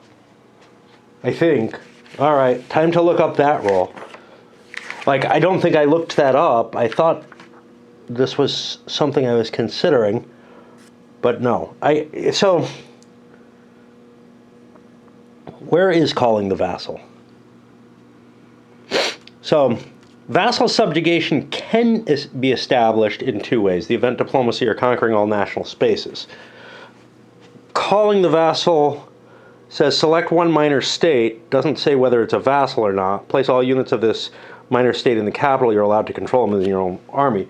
But the words calling the vassal lead me to believe that they had to be used for a vassal. So I think I used that for something else. Which means the Austrians had to fight a battle here. And it's not, well, okay. No, because nobody's controlling them. So yeah, they have to fight. I don't know what happens if they lose and have to retreat. There's nobody to choose their retreat path. But how did the Ottomans end up? Nope, they're still at war. I think. I think that's who that is. I don't know. Oh, yeah, so now I look through the Austrian cards and see if they want to fight this. I wasn't thinking, I thought that I would be able to do this more easily.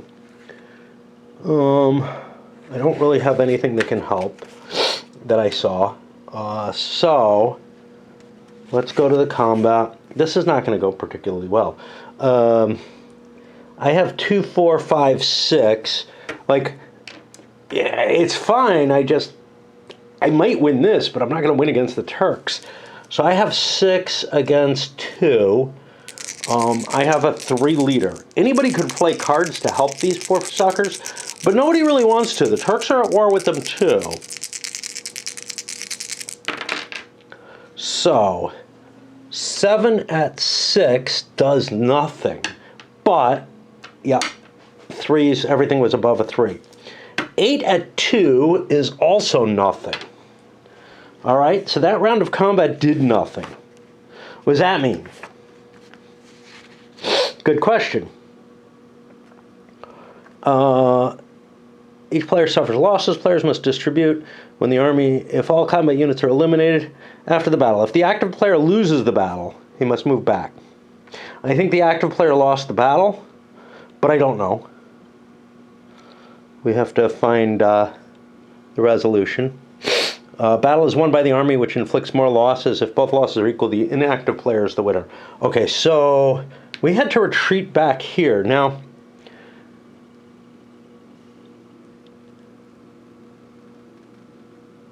so this is interesting. If the active player loses the land battle, his or her army must move back onto the space occupied before the battle resolution. Hard stop. New paragraph. If inactive player loses the land battle, his or her army must move on to space controlled by superpower or onto terrain point. If the battle is resolved on fortified city or fortress, one infantry combat unit can stay. Hard stop. If army retreats using trail, one combat unit suffers an additional loss. So I think the additional loss does get taken here. We'll take it on the cav. Oof. And we're back here. Okay. So now the Turks built their big army. I think I charged them their attrition already, and they move into there and lay siege.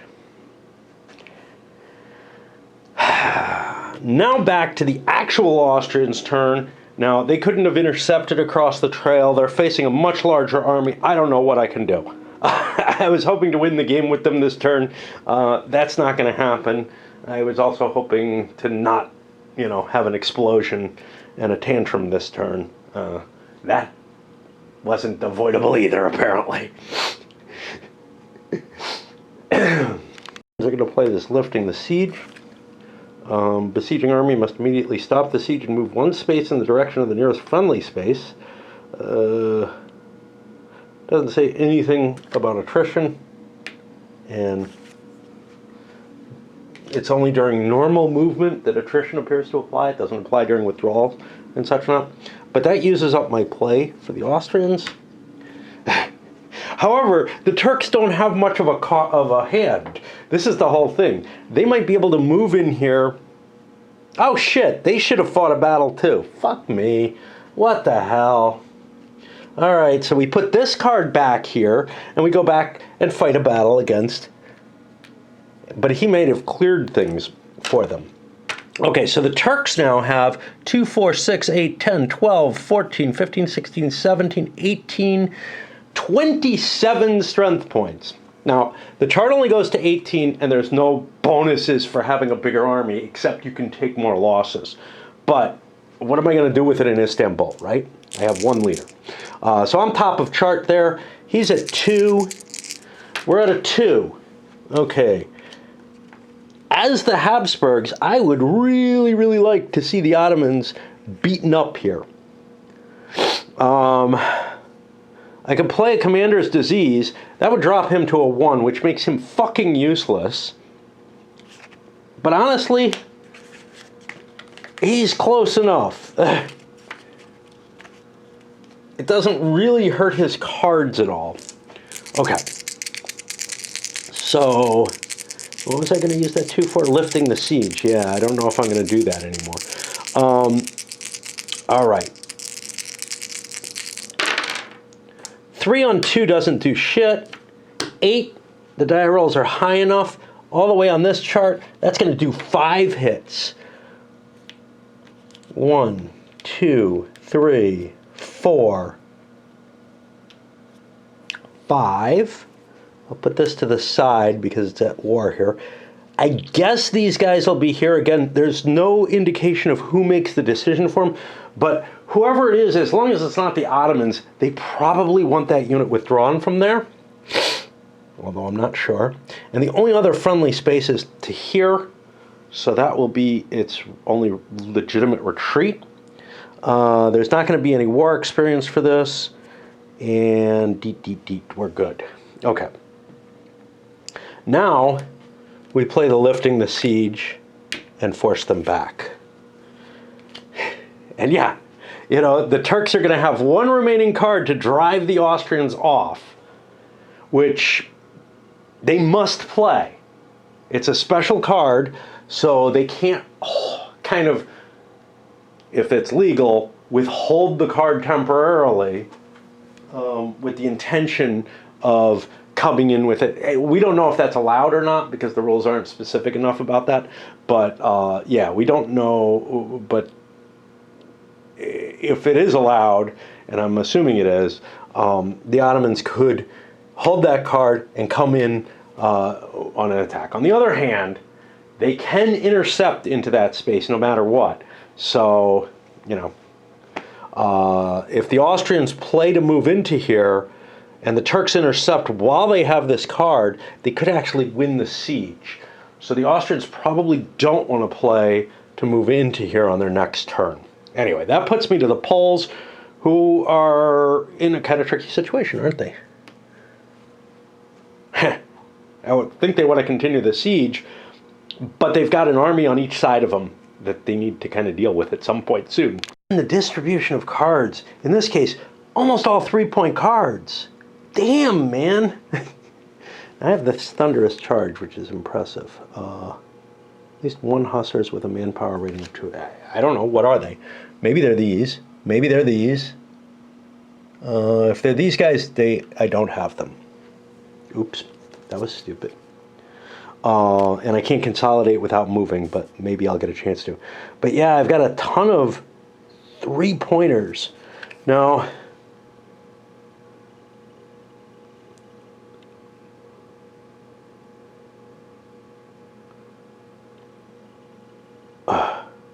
fuck me. Instead of fucking around, whatever I did here, I think I played the Storms card to move. Instead of that fucking around, I want to play a diplomacy on Sweden and announce immediate end of war. That's what I wanted to do before, but again, I wasn't, you know. Apparently, whatever I was doing last time, I really wasn't paying any fucking attention. That means Sweden is going to conquer a couple of things, but they're not going to get a key from me. And that's important. So then I'll only have to deal with the Russians. That's cool. But I certainly should have played that last time. Now, that card being out means that I have to do another cycle through. I am so frustrated and tired, I do not want to. But there's no way I can remember that card and what it was used for, as I've shown. You know, walking away from the table, it's fucking necessary in this one. Like, going through a round of cards is exhausting. The amount of lookups and reasoning that I have to do about what is the implication of this, what rules apply here and there. You've seen me doing it. I've been doing others outside of what I talk about, but most of it I'm doing online because I haven't really zoomed away. I may have on the last turn or whatever, but this turn I've been diligently recording it all on camera. And, you know, I'm just wiped after every round of cards, if I can make it through a fucking round, right? An interesting thing about diplomacy, play as an announcement of the event immediate end of war. I don't think you have to have that card. This could be a bluff, a big bluff, by the Poles to say, you know what, just stop. Now, the Swedes would rather not get caught in that bluff by landing a siege here. So if I have something else I really want to do, I'll do that rather than move forward. But it's only a one-space move, so, you know, I also don't want to waste a lot of time when I've got to start taking keys before the Poles end up with too many. Of course, the fact that the Russians took one is a big deal. Do the Poles know I have provocation in diplomacy, which will allow me to play as event declaration of war or diplomacy against that superpower, which lets me go to war with them immediately. It's an expensive combination, just like this piece is, but it means his peace ploy may just not work. It may just break apart. I also have a spy, which could just stop it in its tracks. How about that? I have Czech Protestants. Letter of Majesty event is not an event. Place a revolt marker on these places. Now, This is tempting because I'm having trouble finding something that I want to do.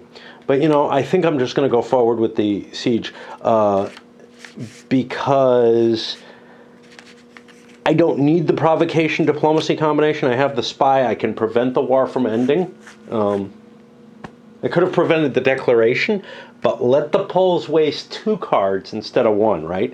And the provocation is a similar one. You have to spend a card just to telegraph that you're going to do something or that you might do something. Which is why, you know, yeah, sure, you could play that as a bluff, but that's a big 3-point card. Okay, so, good Lord. What? I don't even fucking know what I did. Because it wasn't going to matter a moment ago, but now it does. Okay, Army B built a couple more units, although I haven't necessarily paid for them yet. They're half point each, so it's like, yeah, they're cheap. I think they may go away at the end of the turn. Something does. No, it's the infantry that goes away, so the cheap cav is awesome. But as I started to move this, I'm going to have 2 movement. I'm moving into there. The march column breaks apart. Place on the army beginning its movement. The player controlling must divide the army into 2 equal groups, taking account the number of counters. Then you determine which group stays on occupied space. Last time I think I went over, it's not clear whether or not you actually have to move because it's a beginning of movement thing, which sometimes does preclude movement. So, do I want to move half my army? Because it's been split like this, and this side, this one's the one that must stay, or do I just, what happens, right? Like, I've got a 3-point card, I say I'm about to move. I haven't spent a movement point yet. That card is played. Do I have to move? Dunno. Do I have to spend the ops point even if whether I move or not? Well, that seems unlikely. It seems like if I move, I have to spend it, but otherwise I don't.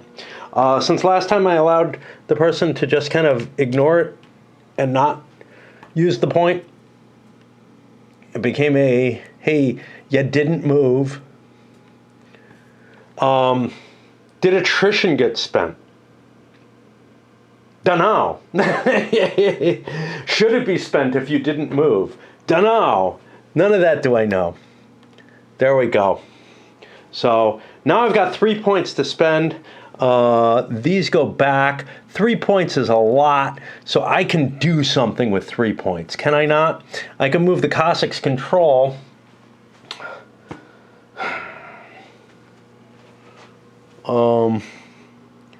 I can't play in Asia because I chose not to. I don't want a fund marker. I've got enough fucking fund markers. I'm having way too much fund. Yeah, I'll bump that because I don't know what else to do. I mean, I could build a lot of troops, but I got a whole hell of a lot of points in my hand that I can't really use very effectively. You know, I could bop out with my little column and take a space or something, but these seem worthless, you know? It's just like in Here I Stand, and unless there's something like the Union of Brest, you don't really give a shit about most of the spaces on the board. It's the keys that matter, right?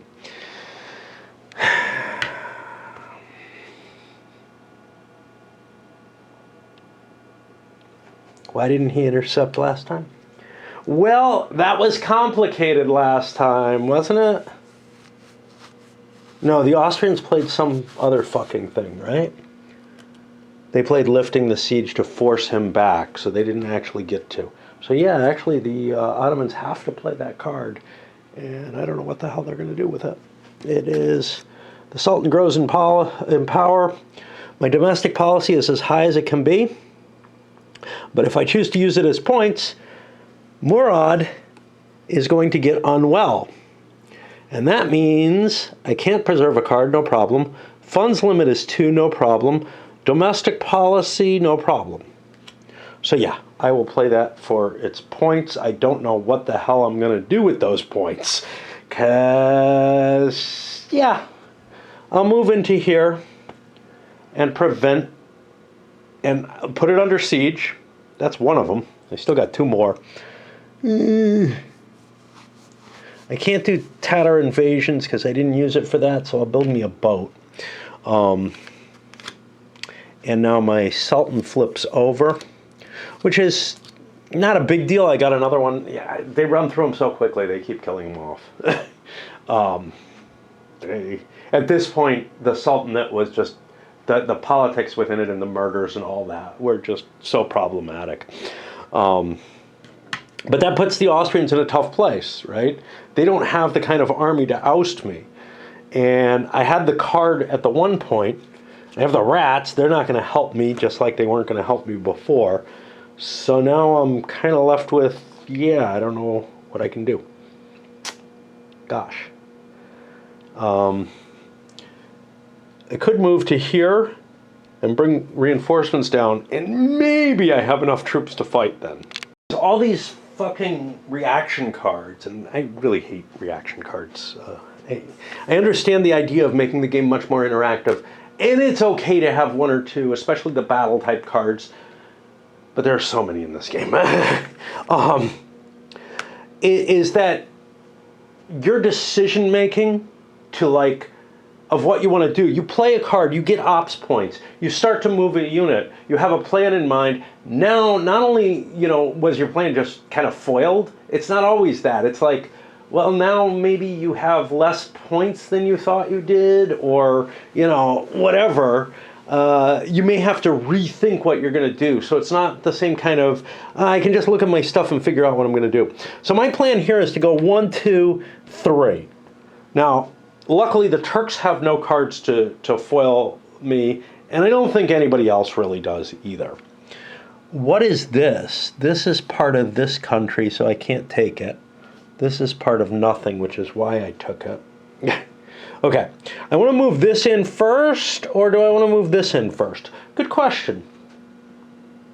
Because if I can pull him off here, well, okay. I'm going to move this first, because it means the least to me. Now, the Turks could intercept that, or not. I think they don't want to. And I think they also don't want to intercept this move, because both of them are a So I own this, but not either of these, but I own this, so I could retreat back there, I guess. Interesting. I don't want to intercept either. Well, this one I could probably safely intercept, because if I defeat that army, but here's the problem. A very small army could sneak around behind me if I do. So I want to make sure that I fight the battle if I fight it. Which means I combine these. Now this is too small. 1, 2, 3, 4, 5, 6, 7. 1, 2, 3, 4, 5, 6.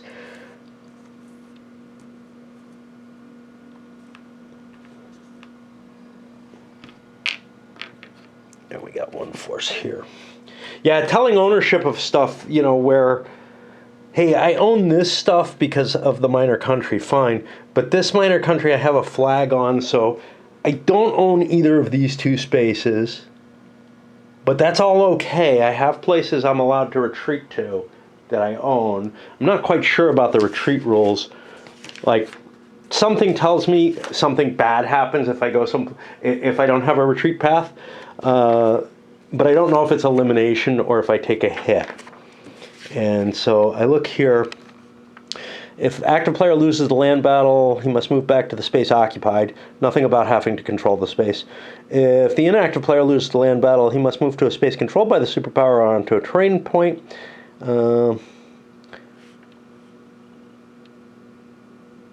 Okay, so it's always possible for the active player to withdraw, whether they own the space or not. They can fall back, and that's, I think, problematic.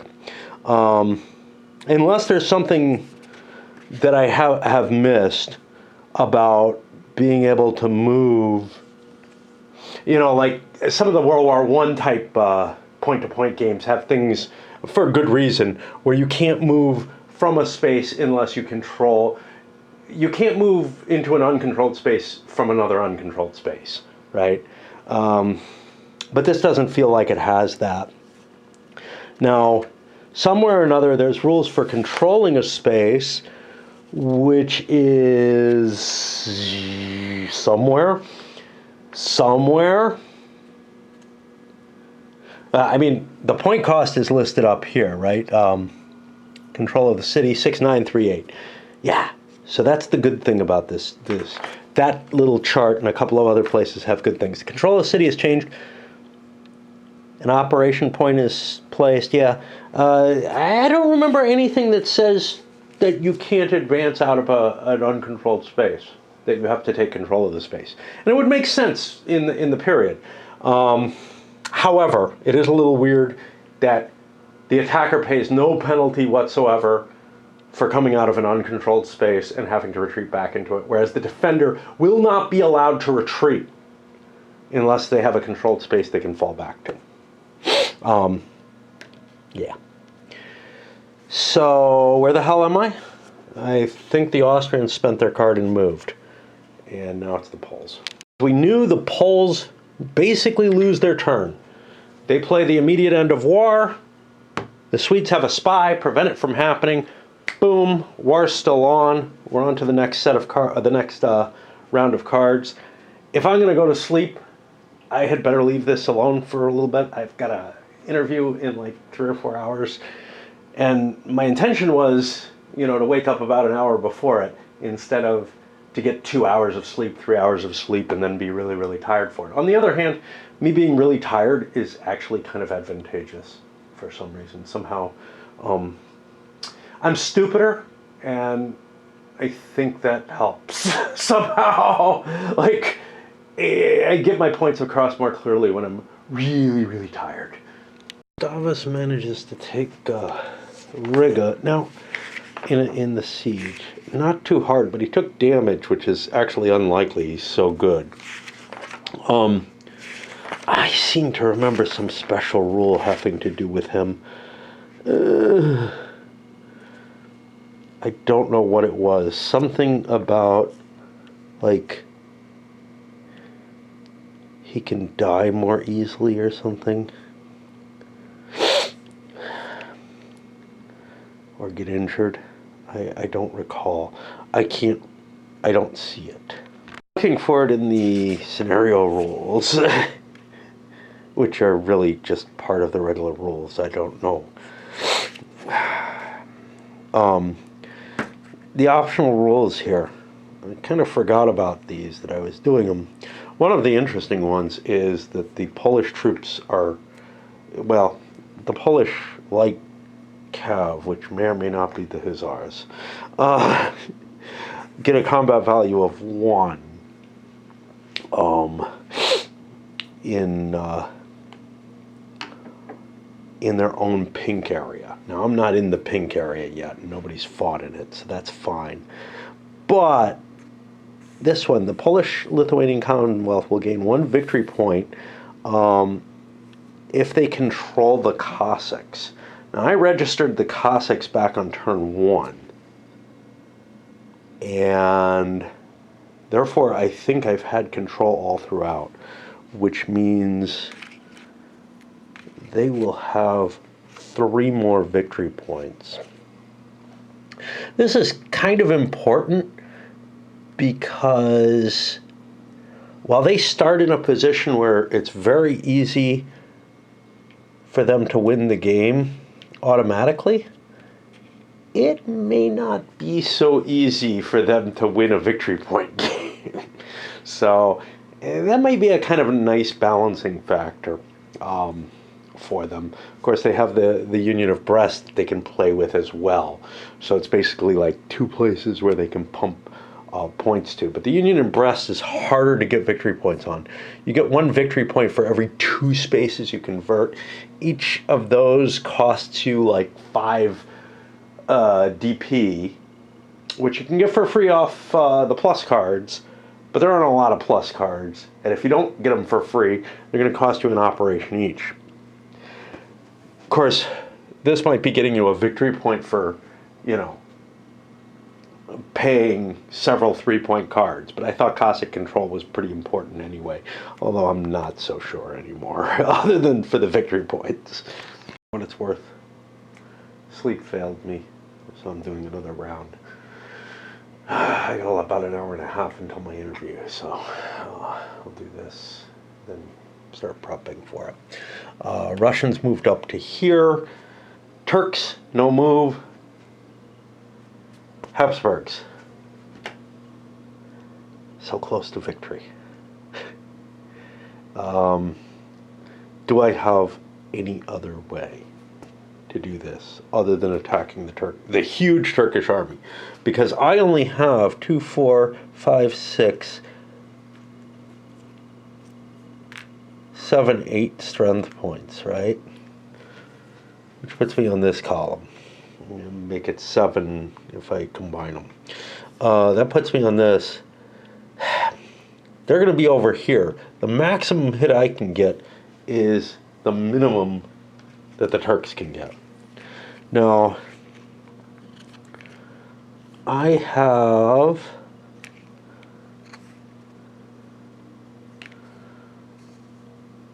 Do I have 2 rats? No. I have a battle card, but that's not going to help me much. All I can do is lower his die roll at best. And it's, you know, he's still going to average a 7. Maybe a little bit higher if I don't play that card. But, so, yeah, that's not going to do it for me. I was hoping diplomacy. Now your superpower is at war against the superpower you have. Yes, you need a provocation to go against the superpower.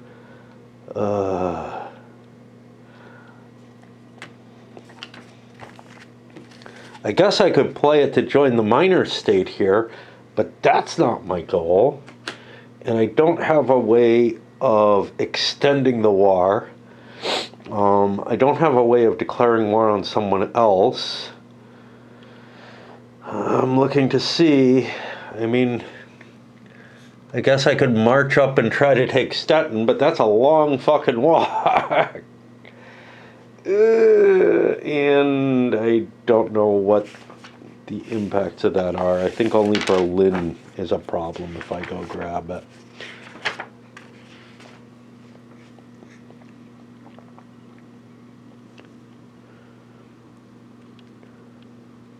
No.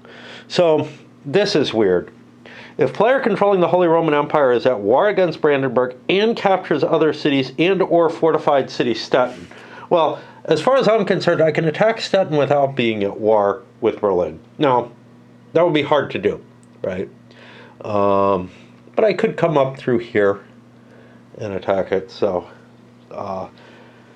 I don't think the at war with Brandenburg is necessary. Otherwise, you know, I don't declare war on Brandenburg. I take this.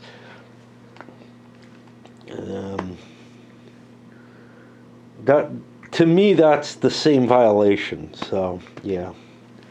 Now, is Stettin associated with this? If the... Moreover, rule about protection is ignored as long as Stettin is not controlled. Yeah, I don't see anything that associates Stettin with Brandenburg, right? And if I'm not at war with Brandenburg and I attack Stettin, I'm free? I don't know. I don't know. And that's the only key that I can take. Well, I could go attack Denmark, I guess. But that's going to be really, really hard because I don't have a navy. Yeah, so this is kind of my only chance. Break even, I still fall back. I don't think I can beat the Turkish army. Let me keep thinking. I found a limitation.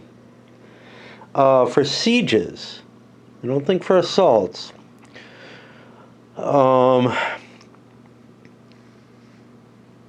The army must be 2 combat units, one of which must be infantry. That's what I was really checking, because I was thinking, could I send this cav off to try to recapture this from the Russians and try to balance things out, because the Poles are falling behind, which is not good. But beyond that, moreover, it must exist a connection with controlled fortified city, which I don't think is a direct connection. But what that means is the Austrians can't siege this unless they control this, I guess this, or this, in order to be able, because and it makes sense. If you're doing a full-blown siege, you need to have a regular supply chain moving towards you. So that is the supply limitation that you have to get control. Now this wouldn't be a problem. I could convert this fairly easily because this is, I guess, a controlled city of mine. It's allied, right? I don't know for sure, right? Otherwise, I could move there and convert that, but that's going to be very expensive and painful. We're low on battery, and I'm trying to figure out what the fuck to do with the Poles. They're in a really ugly position right now, where we're beginning to lose territory to the Swedes. The Russians have already taken a space from us that, that sucks. And, did the religious... Let me make sure, because something leads me to think that religious conversion also had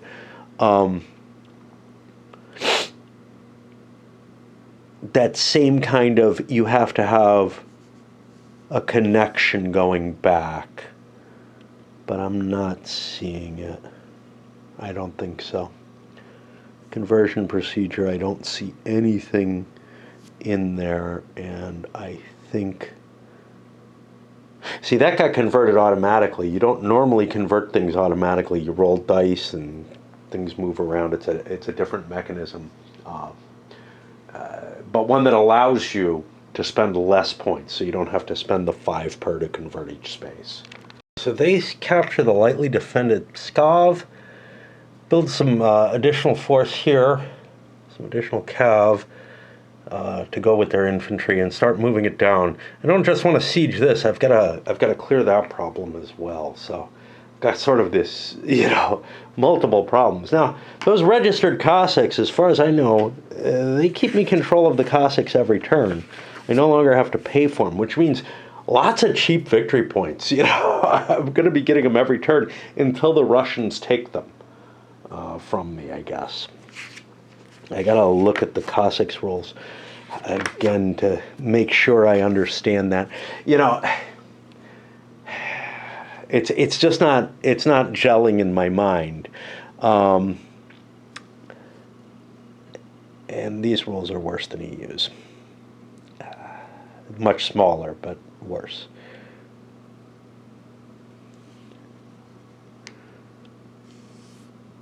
Yeah. I think so. And I haven't used this because I don't particularly want to fuck with the Ottomans, That's what the Cossack Navy does, I guess.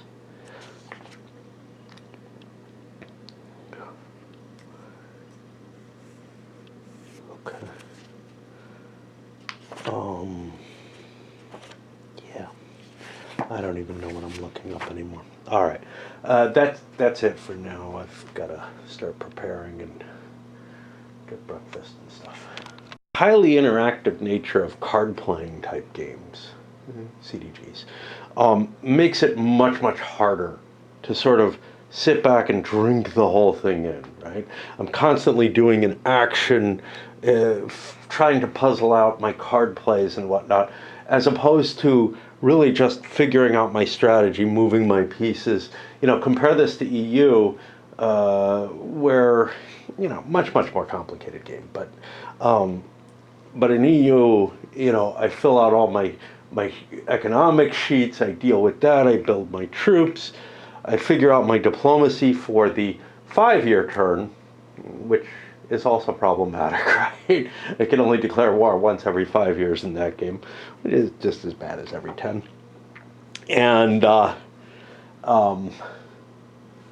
then, start moving my pieces, whatever. But it's all an I go, you go kind of arrangement, just so that I can focus on one player at a time. I'm not having to paw through everybody's cards to see if they want to jump in and do something, although usually it's the person you're at war with or conflicting with. But when people are close to winning, everyone can jump in and try to make their life uglier.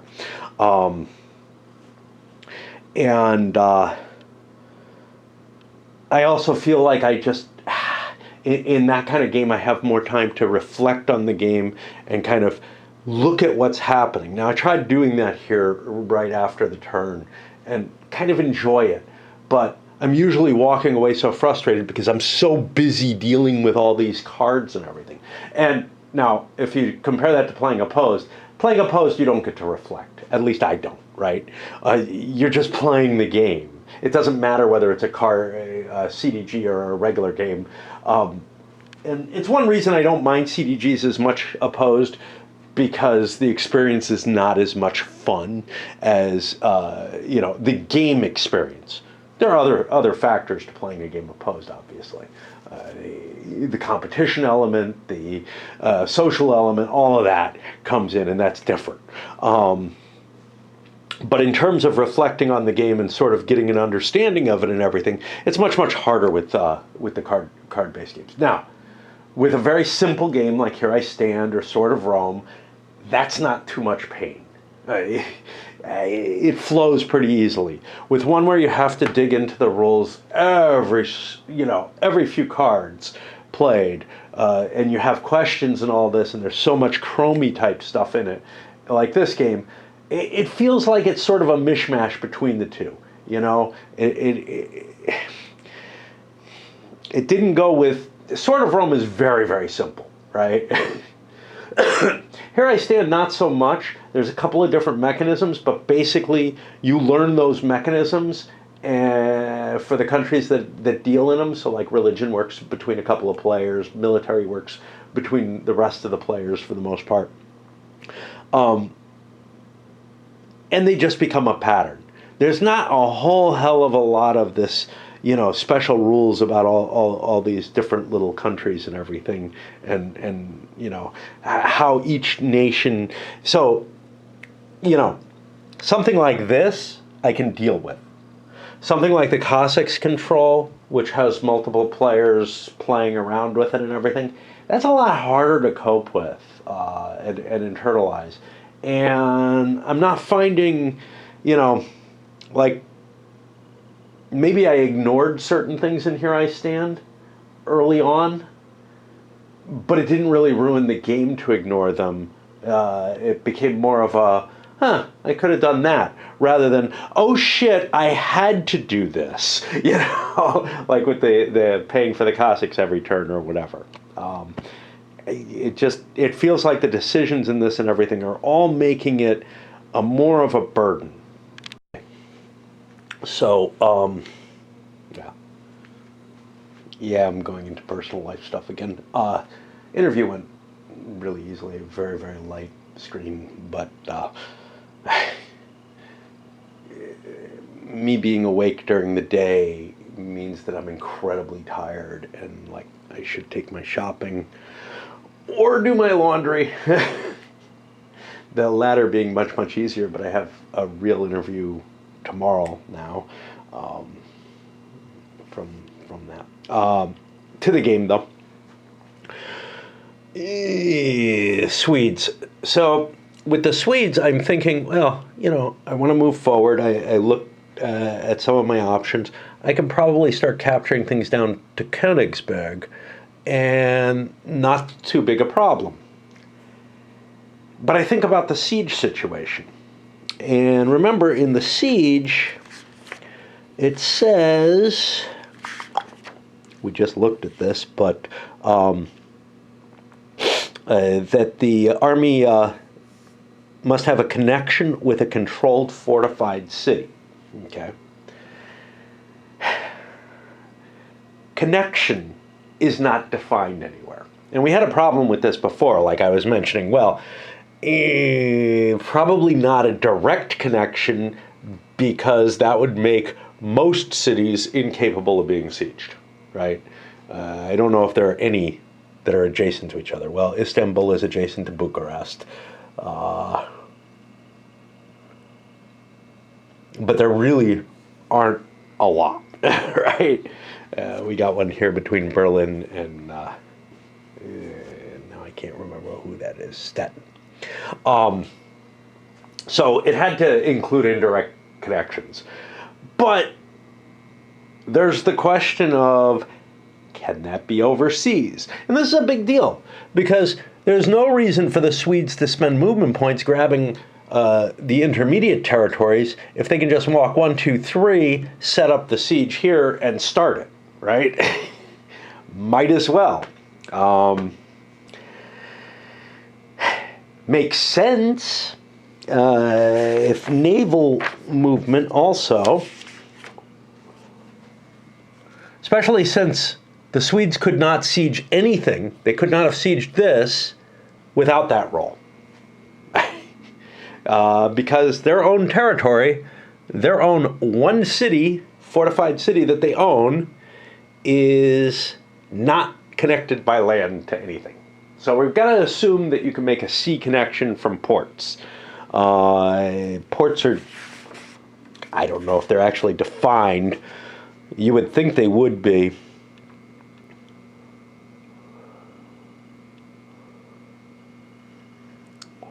I don't see them defined under the map. And then the next place we'd be looking is where? Movement? One would think. So there's movement across the sea, but there's no real discussion about how that relates to the connectivity that you need.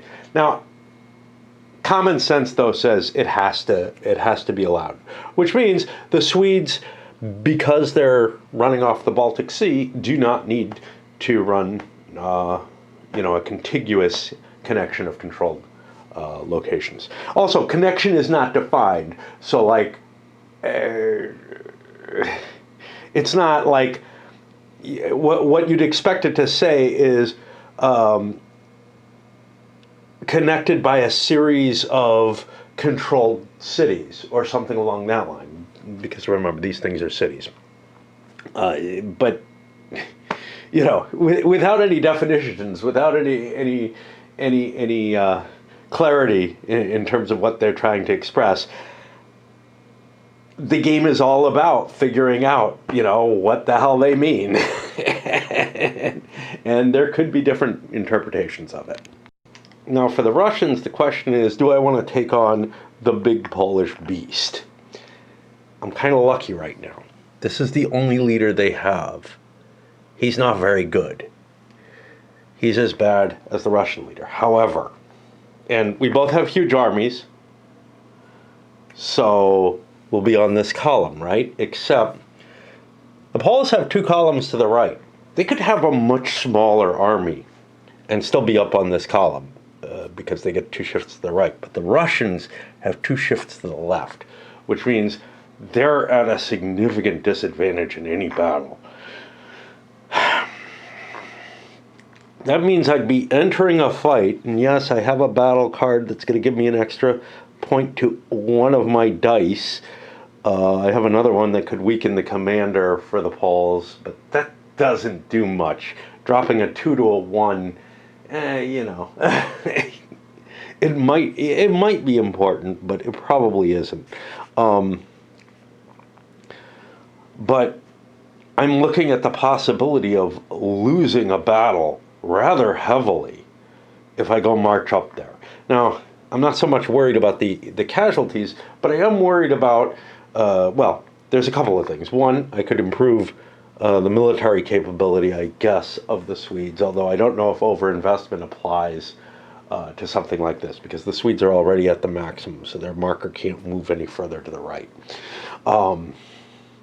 It would be kind of sad if it couldn't, because the thing is, I could be up to here and have this flip over due to a card like the Swedish military improvements card, and be at level +2, +4, So I get 2 extra columns, and I'm 4 towards something that doesn't exist. But you should also be able to invest to pad your things, and you can't. So I don't know. It would give me room to lose some points. But yeah, with those odds in place, I would need a much larger army to have a fair fight, and I don't. But what else am I going to do? Now, I could launch an attack to try to get to this guy, try to knock him out, and put a threat on Vilnius, which might have as good an impact. So I think that's what I'm going to aim for. So I moved here, 1, converted 2, because I need a chain if I'm going to siege. This guy's just going to fall back. He's not going to fight the battle. So that was 1, 2, 3 to here. Can't convert it because I used a 3-point card. Boink, boink. On to the Austrians. The Poles are stuck in an interesting position here. They can march back to try to fight either the Swedes, who outclass us with Gustavus there, 2, 4, 12, 16, 17, 18, and are on the farthest column. They also have 2 columns to the right. Not that it matters, because the armies are big enough, and they're that big to withstand losses. Now, I could split some of my force off and try to siege this, but without my leader, my siege isn't going to succeed. However, I could split a smaller army off. There's no limitation. You don't have to have like a highest rated commander like you do in EU, or I don't think Here I Stand has anything like that. But there was another game I played recently where you have to keep your biggest army. Like whenever you split armies, you have to be really careful to make sure your commanders are in the right places. Here, this commander could leave an anonymous non-commander to lead the majority of the forces. That might not be a bad idea, because with 2 dice, I have some chance of taking that extra location.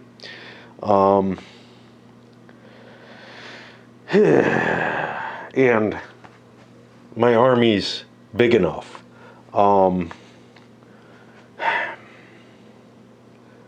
What else could I do? I'm trying to remember. I had something else in mind that was of value. Oh yeah, I know what else I had in mind. It's another criticism. So let's look back at the peace schedule. So the Russians could capture Vilnius, right? Take their way back here. The Poles own this.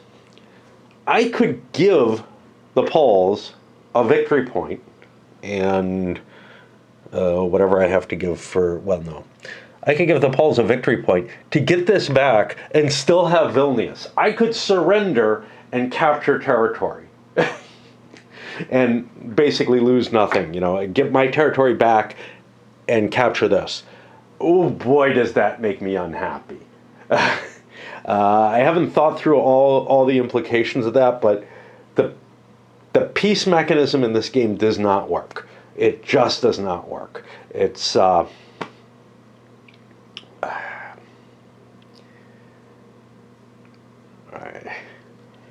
you should never gain anything by surrendering, right? You don't sue for peace and gain territory that way just automatically. Yeah, I mean, in essence, there's a bigger force threatening my stuff, making things worse, and I can take my stuff back just giving them victory points, which they may not be able to win the game with because the Poles are going to be fucked up from this, right? And take their own city, and they can't get it back without going back to war with me, which they can't do right after the peace. And maybe for the next turn, depending on how you interpret the rules. Ouch. So you could do some really nasty stuff. Is there an order? Oh boy. Is there an order to how the surrendering is done? This is a really interesting question. This is going to be before Okay, I thought peace came. Here's alliances. Good. Yeah. I can never see it because it's at the bottom of the page. Okay. If a superpower is at war and loses a minimum of one national space, the player controlling it can consider himself defeated. He lost the war and they can force the peace. And I can do this even if they had just taken, a small city, right? By forcing the peace, I can retake lost national spaces. For each controlled fortified city, I give a victory point or 3 funds. And for each normal city or fortress, I just have to give them a fund.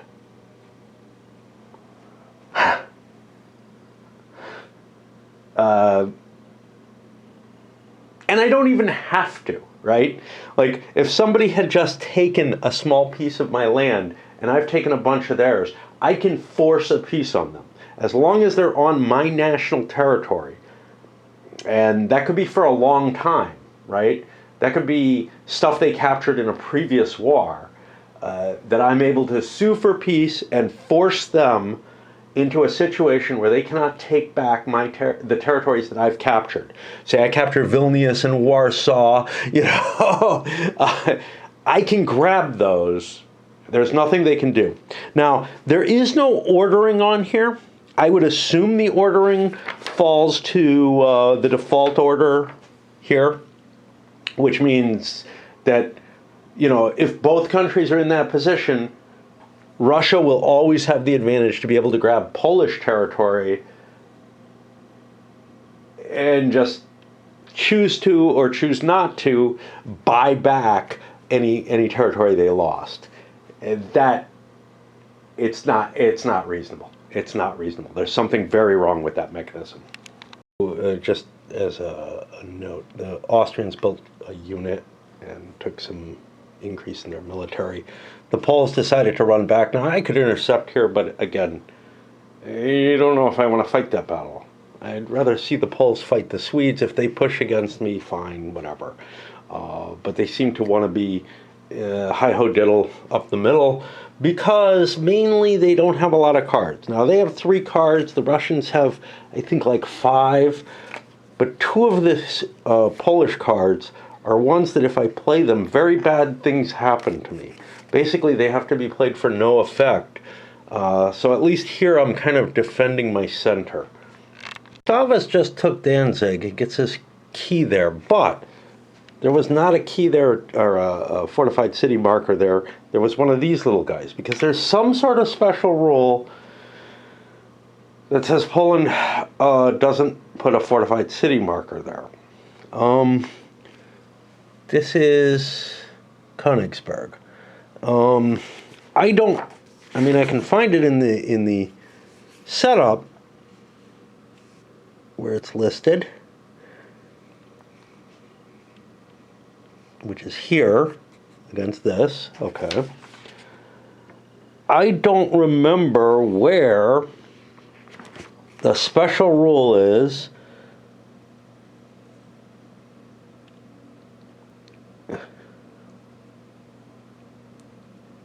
that says the Polish-Lithuanians can't control that. I know there is one, but I don't remember if here, maybe it's here.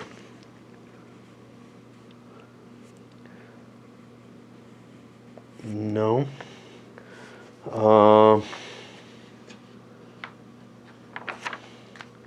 This is one of those, have to page through to try to find this. Basically, I don't know what happens if the Poles recapture it. Will they get to put a fortified city marker there if they lose it and regain it somehow?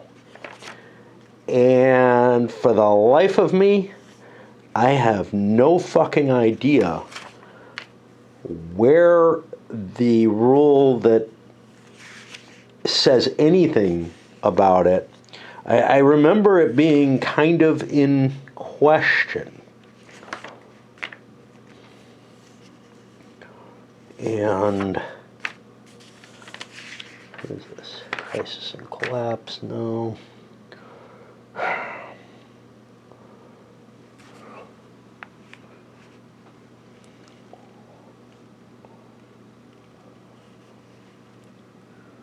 Small control marker is put on a fortress. Big control marker is placed on a fortified city. There's no exemption here.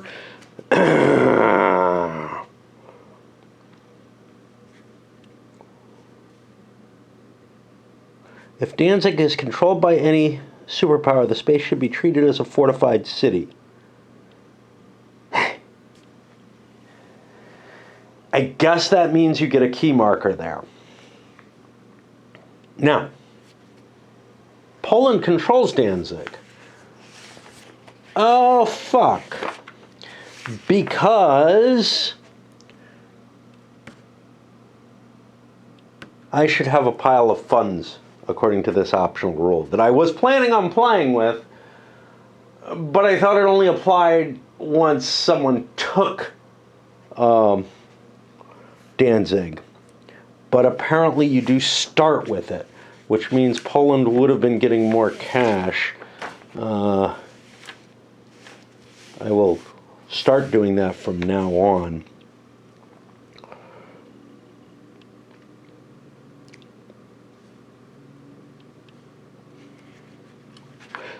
See, yeah, if Danzig is controlled by any superpower, the space should be treated as fortified city.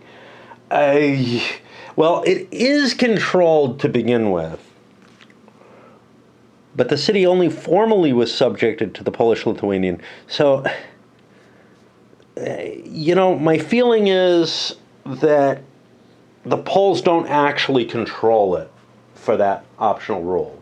It was really operating as its own economy. And I'm going to run out of battery on this thing. And I still do not know where the rule is. This is just control of cities, which is not what we're talking about. Yeah, I'm at a loss and don't remember if Poland takes this back, do they get it as a fortified city? I don't know the answer. Going through, I did see something that I didn't like, which is there's so much. Here, the Union of Brest. Okay. If religion in the space changes into heresy, blah, blah, blah, the player controlling the Polish-Lithuanian Commonwealth gains 1 victory point. The marker on the Union Brest track can be moved by 1 to the right, and the player takes 1 warfare fate marker. Now, this already has victory points marked on it. Are you getting double the victory points? Are you getting, is that what it's implying? Is it saying, let's see. This track and marker are used to indicate the number of converted spaces. On the next impulses, for every successful conversion into Catholicism of a space controlled by the Polish-Lithuanian Commonwealth in the Russian cultural zone, the marker can be moved into a box with a value higher by 1. Has to be 2 spaces to get a victory point on that. If religion of the space changes into heresy, the marker must be moved into the box with a lower value of 1. For every 2 converted spaces in the Russian cultural zone, the player controlling the Polish-Lithuanian Commonwealth gains 1 victory point. The marker on the Union Brest track can be moved by 1 to the right, and the player takes 1 war fate. Now it says gains 1 victory point, which is recorded here, and they get a marker, which leads me to the question, but I think you're only supposed to get 1 victory point, not 1 for the track and an additional 1 for winning a war. And why is it that the Poles have all these? Well, the battery ran out, or the memory card ran out there, which means this has gone far too long for a turn, but we're getting towards the end. I don't have a resolution for this yet. If the Poles recapture it, do they get to put a key marker, fortified city there? I had hoped I would be able to find it, and as I was looking, hey, I ran into the Gustavus Adolphus rule I was looking for, which is if I roll doubles, he takes a wound.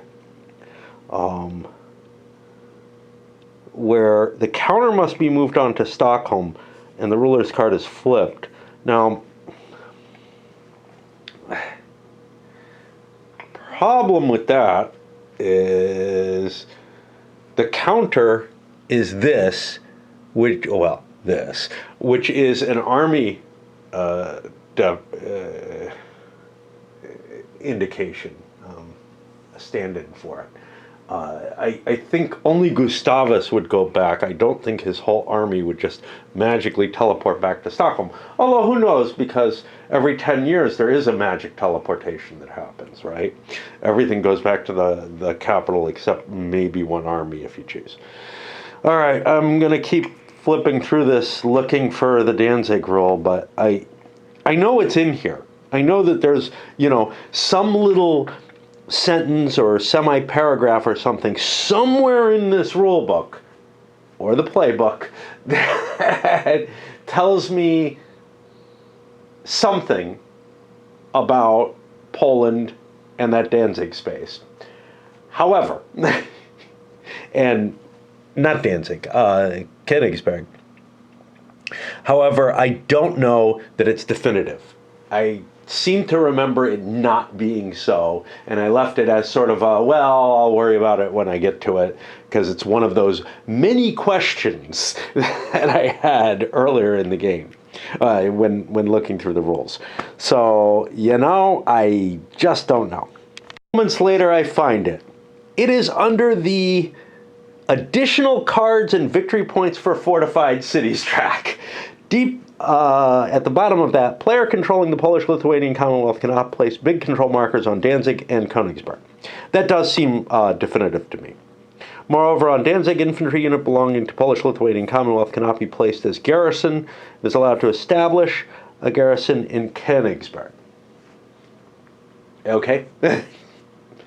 So no matter what, even if I retake Danzig, I wouldn't get it. And that means, I believe, that these victory points that I have for the Poles that have been collected up are for that optional rule. That's the only place I think they came from. I don't want to hunt too far on that because this is taking too much effort. Okay. And the rule book is not of a type that I find it easy to remember where to find things, as is the case with the tons and tons of special cases type rules. It's too sloppily constructed, in my opinion, in terms of I don't know where to find things. There's too many different places to look. I look in, 3 places that I think are the most likely that I can remember or find easily. And yeah, sometimes the fact that, a header, and there was the one that kept hitting me, is at the bottom of a page. Not that one. But there's one, the diplomacy one, right? Is that what it is? The negotiations here, with almost no space there, the headers here, it just doesn't, and there's too much bold. There's all this bold here, which all looks the same.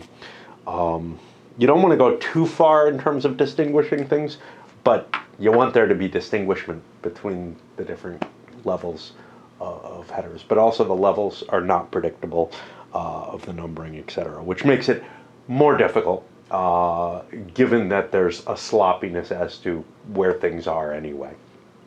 But to what happened? The Russians captured 2 more spaces and are moving their way towards Warsaw.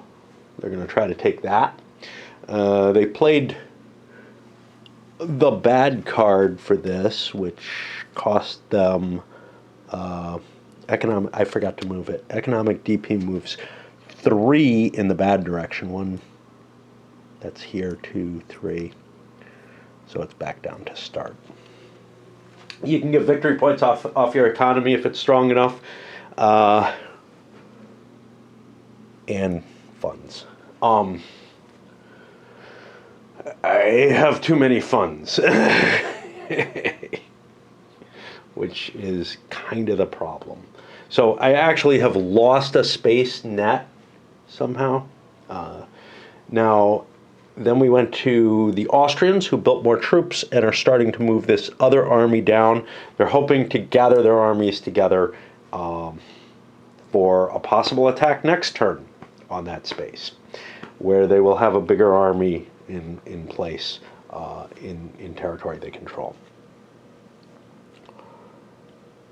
Of course, oh yeah, I was planning on tracing this way. God. Because I think I control that country while it's allied. Again, not defined. And that leaves me to the Poles, who have very few options and not a lot of cards. Just one that they can pay without cost. The other two are going to be painful to pay. Losing a fund marker isn't bad. So this one throws things into rebellion. I don't want that, so I will just play that for no effect rather than have the bad thing happen. We slide up here. Now half my, 2 hours or whatever of this video are upstairs on my computer. I hate doing that, but I'm also in the middle of something while I was, spending the half hour transferring files. Okay, I guess I blow off the rest of my day to finish this up. Swedes. So they moved into here after getting some reinforcements by sea. They're going to go for Danzig. My chances? With Gustavus, I got a shot. And once it's taken, it no longer is independent. I have Gustavus. I have my big navy to take on the Dutch navy. Yeah, it's an even shot. But the potential advantages to controlling the entire Baltic are just too high to not take a shot at, honestly. We'll see. We might have to take on the HRE and whatnot too, but I don't think the Swedes can win by getting 4 more cities. So, we'll see. And the Russians, creating a tenuous line down here. Both players feel they can do this because they can see what the Poles have. The Poles have one of their special cards, which are painful, and they know which one, which are painful to play. They might be able to get away with this second one. The Sejm is a domestic policy level, as opposed to your entire army going into revolt, which would suck, or rebellion. And they have one other card. So my hope is that they won't be able to cut my line going back. If they do, well, maybe I figure something else out to move forward. And just to try to avoid potential faces. So that skips the Ottomans because they have nothing to do. Puts me back on the Austrians, who will continue to move down, I guess. Let's finish things off by playing one of their cards, cutting the supply line, so the Russians will not be able to siege Warsaw. Of course, the Russians could move something like this, but there's a possibility of an interception if they do. Let's go into Danzig, converting the space. Used a plus card, so I got a bonus off that. Again, I'm not sure I'm doing that right. Russians. Cut off. I could fall back, but there's really not much I can do.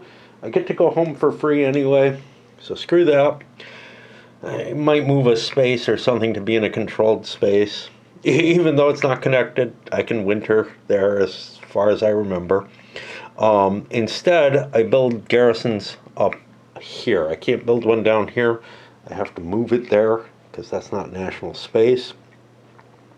Turks can't do anything. Austrians, I move this army back to here so it can winter. This other one is going to go there as well. And last but not least, the Poles play their Sejm card for no effect. They can't hold that on any kind of delaying tactic. It would cost me... Actually, it would cost me economy, and I'd start losing victory points for that. But I don't know how big a deal that is. The economy track, you can always get that back into shape, right? Given enough time. But now the poles are at the end, but they're in a nice threatening position in a controlled space. Where they're threatening, what is this, both Smolensk and Kiev. And we'll see. But the Russians are probably going to surrender. I don't know if they want to. They could give this up and get to keep these. I don't know. These weird disconnected spaces inside Poland that are a possible religious problem. I could cut a deal to give them back. They're not helping me. They're only hurting me. But that's where we are. Which means we're on to the siege. And this is a special siege. I got 3 cards. That means if I get lucky, I can do this 6 times. This is probably my best card, but I'm not worried about being attacked. I got to get real lucky for this to work. Move a marker up. Roll 2 dice. And I only got 1. That means my siege just failed. Because I only have 3 cards. So now I got to think about something else. And that something else is not easy or pretty.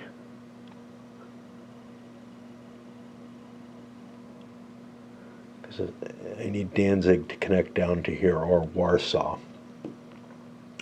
I could maybe make a move on Vilnius, or I can just play around with other things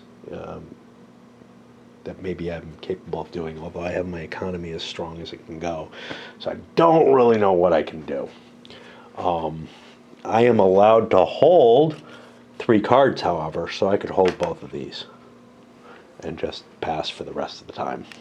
Decides to screw Poland with the Golden Liberty. Domestic policy of the Polish-Lithuanian Commonwealth is reduced by 1 level. Okay. This is domestic policy. It's already 2 cards less. That means we go into the crisis rules. If domestic has 2 cards left, then you're forced to remove it. The economy marker is moved instead. That's 1 victory point off. Okay. And then the other thing is, moreover, the Commonwealth loses a fund marker. Now, somewhere, there's a rule for what happens if a fund marker fails.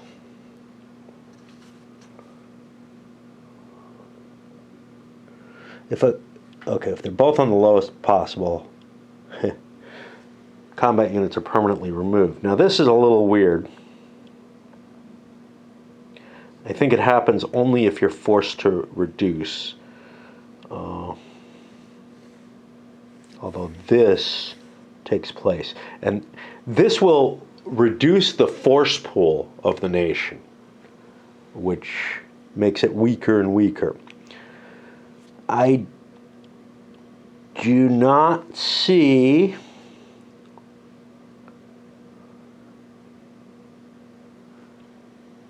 an impact.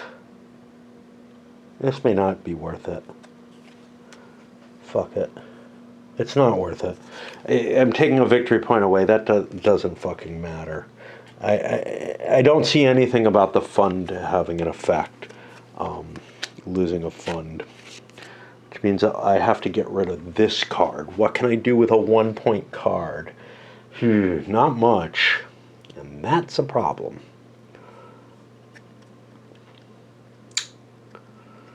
Can't play with these because there's no plus on it.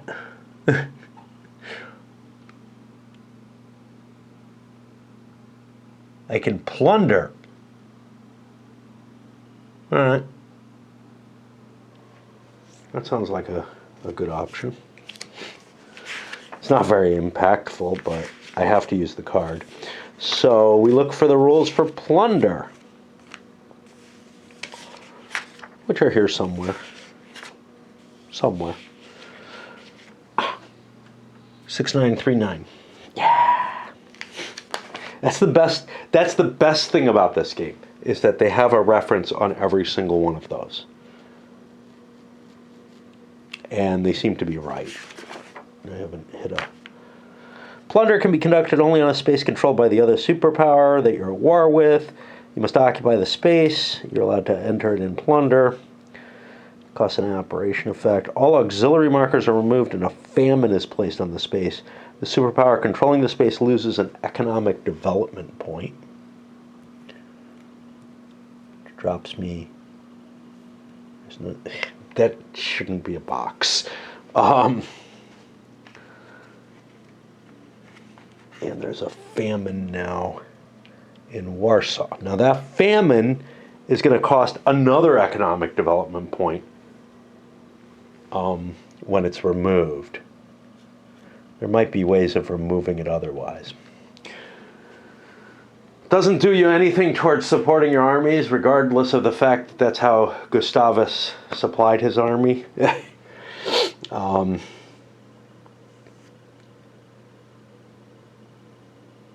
And that was the Russian turn, so we push down. This 1+ card on its together with this, I could move this 2 spaces. If it was a trail or a path connecting them, I might have to do that. But by playing it on its own, I can move this 1 space, and I get a bonus, which I'll take on my military. But next turn I'm closing into there. The Poles are done. We go back.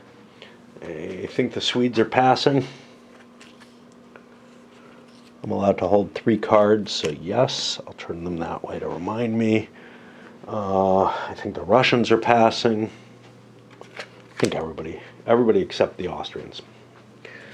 The Austrians move their final space into here.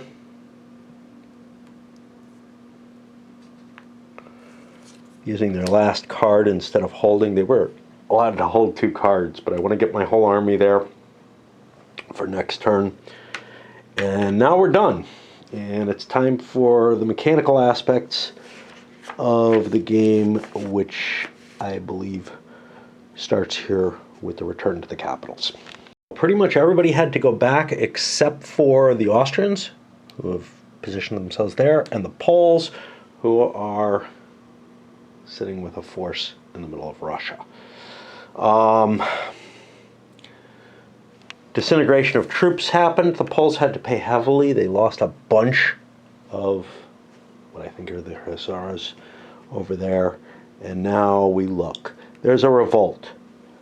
There's a revolt in Poland. That's going to lose a domestic policy development point. It's one of these.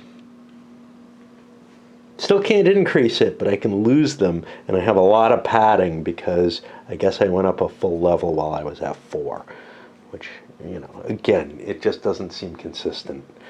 And that comes off, and the famine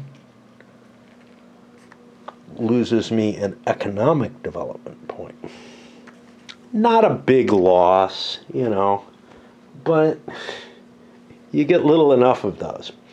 No one else has any. And now we just record the domestic policies, and I guess that's it for the turn. So this will be going up. Interesting note. Okay, so Sweden is at the maximum here, but Poland is at the minimum, which means this goes down. I didn't mark this again. 1, 2, 3 total down. And we're at the bottom of the economy track now. This means I can keep growing them. But this went down without having an effect, but this keeps it in place. That's because Sigismund is not good. Increased by 1 level, I'm full. I don't get any additional here. No modification, no modification, because I kept everybody alive and happy. And that means we go into the 1630s. No 30 Years' War is going to happen in this game. The time for that, I think, is over. I think it had to happen on turn 3 or 4. That seems right, to start it. And that means this track is not going to move anywhere. A lot of chaos, but not the historical chaos. In part because I can't convince myself that 30 Years' War looks like it actually helps the Austrians, except to get them these 3 victory points, to get them a shot at getting those. And, you know, I'm running damn close to winning the game by not doing it. So that does probably mold a whole bunch of stuff, because Sweden is historically heavily involved in the 30 Years' War, and now whatever's going on from that is just not going to happen. So the focus is going to be, looks like it's going to be on dismantling Poland, which is a shame because poor Poland, but also because it looks like the Austrians are primed to win, and there is no one who can do a damn thing about it. Now, Poland can't surrender to Sweden because, for next turn, because Sweden is sitting, oh, I forgot to do this. This is this guy? Yeah. All his troops recuperate. He's still at war, so they all just go there. Not sure if these should be going back. I think so.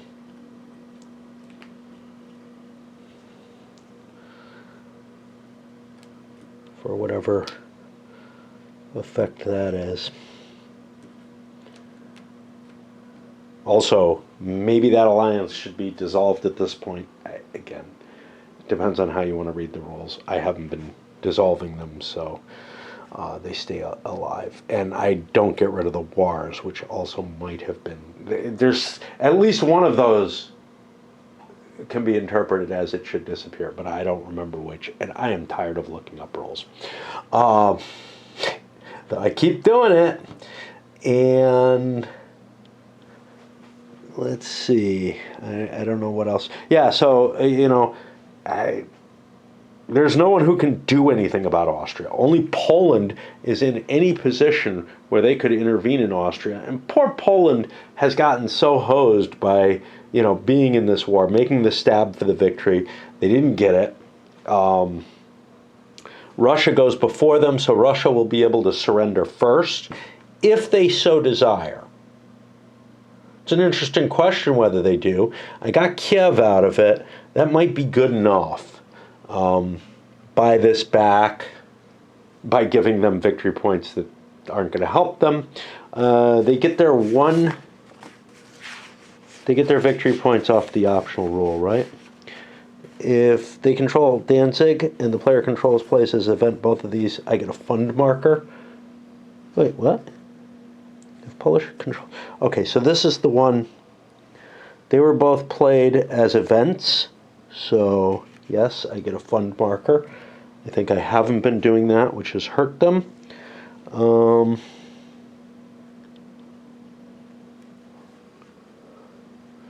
When land battle is resolved in the red zone, during ruler's domestic policy phase, player controlling Poland and Lithuania will gain a victory point if they control the Cossacks. They do. So that does go up to 2. Let me move up here. You can check their victory points. They have 12. Minus 3 is 9. Plus 4 is 13. Looks like I got it right. Unless there's something else that I haven't caught. And that is it. And right now, the HRE is going to be getting 3 victory points because they've stripped all of the vassals, even though they're at war with one and it's allied. No, it's not allied. Yeah, even though they're at war with one. but they conquered the other. All right, that's it. It's going up.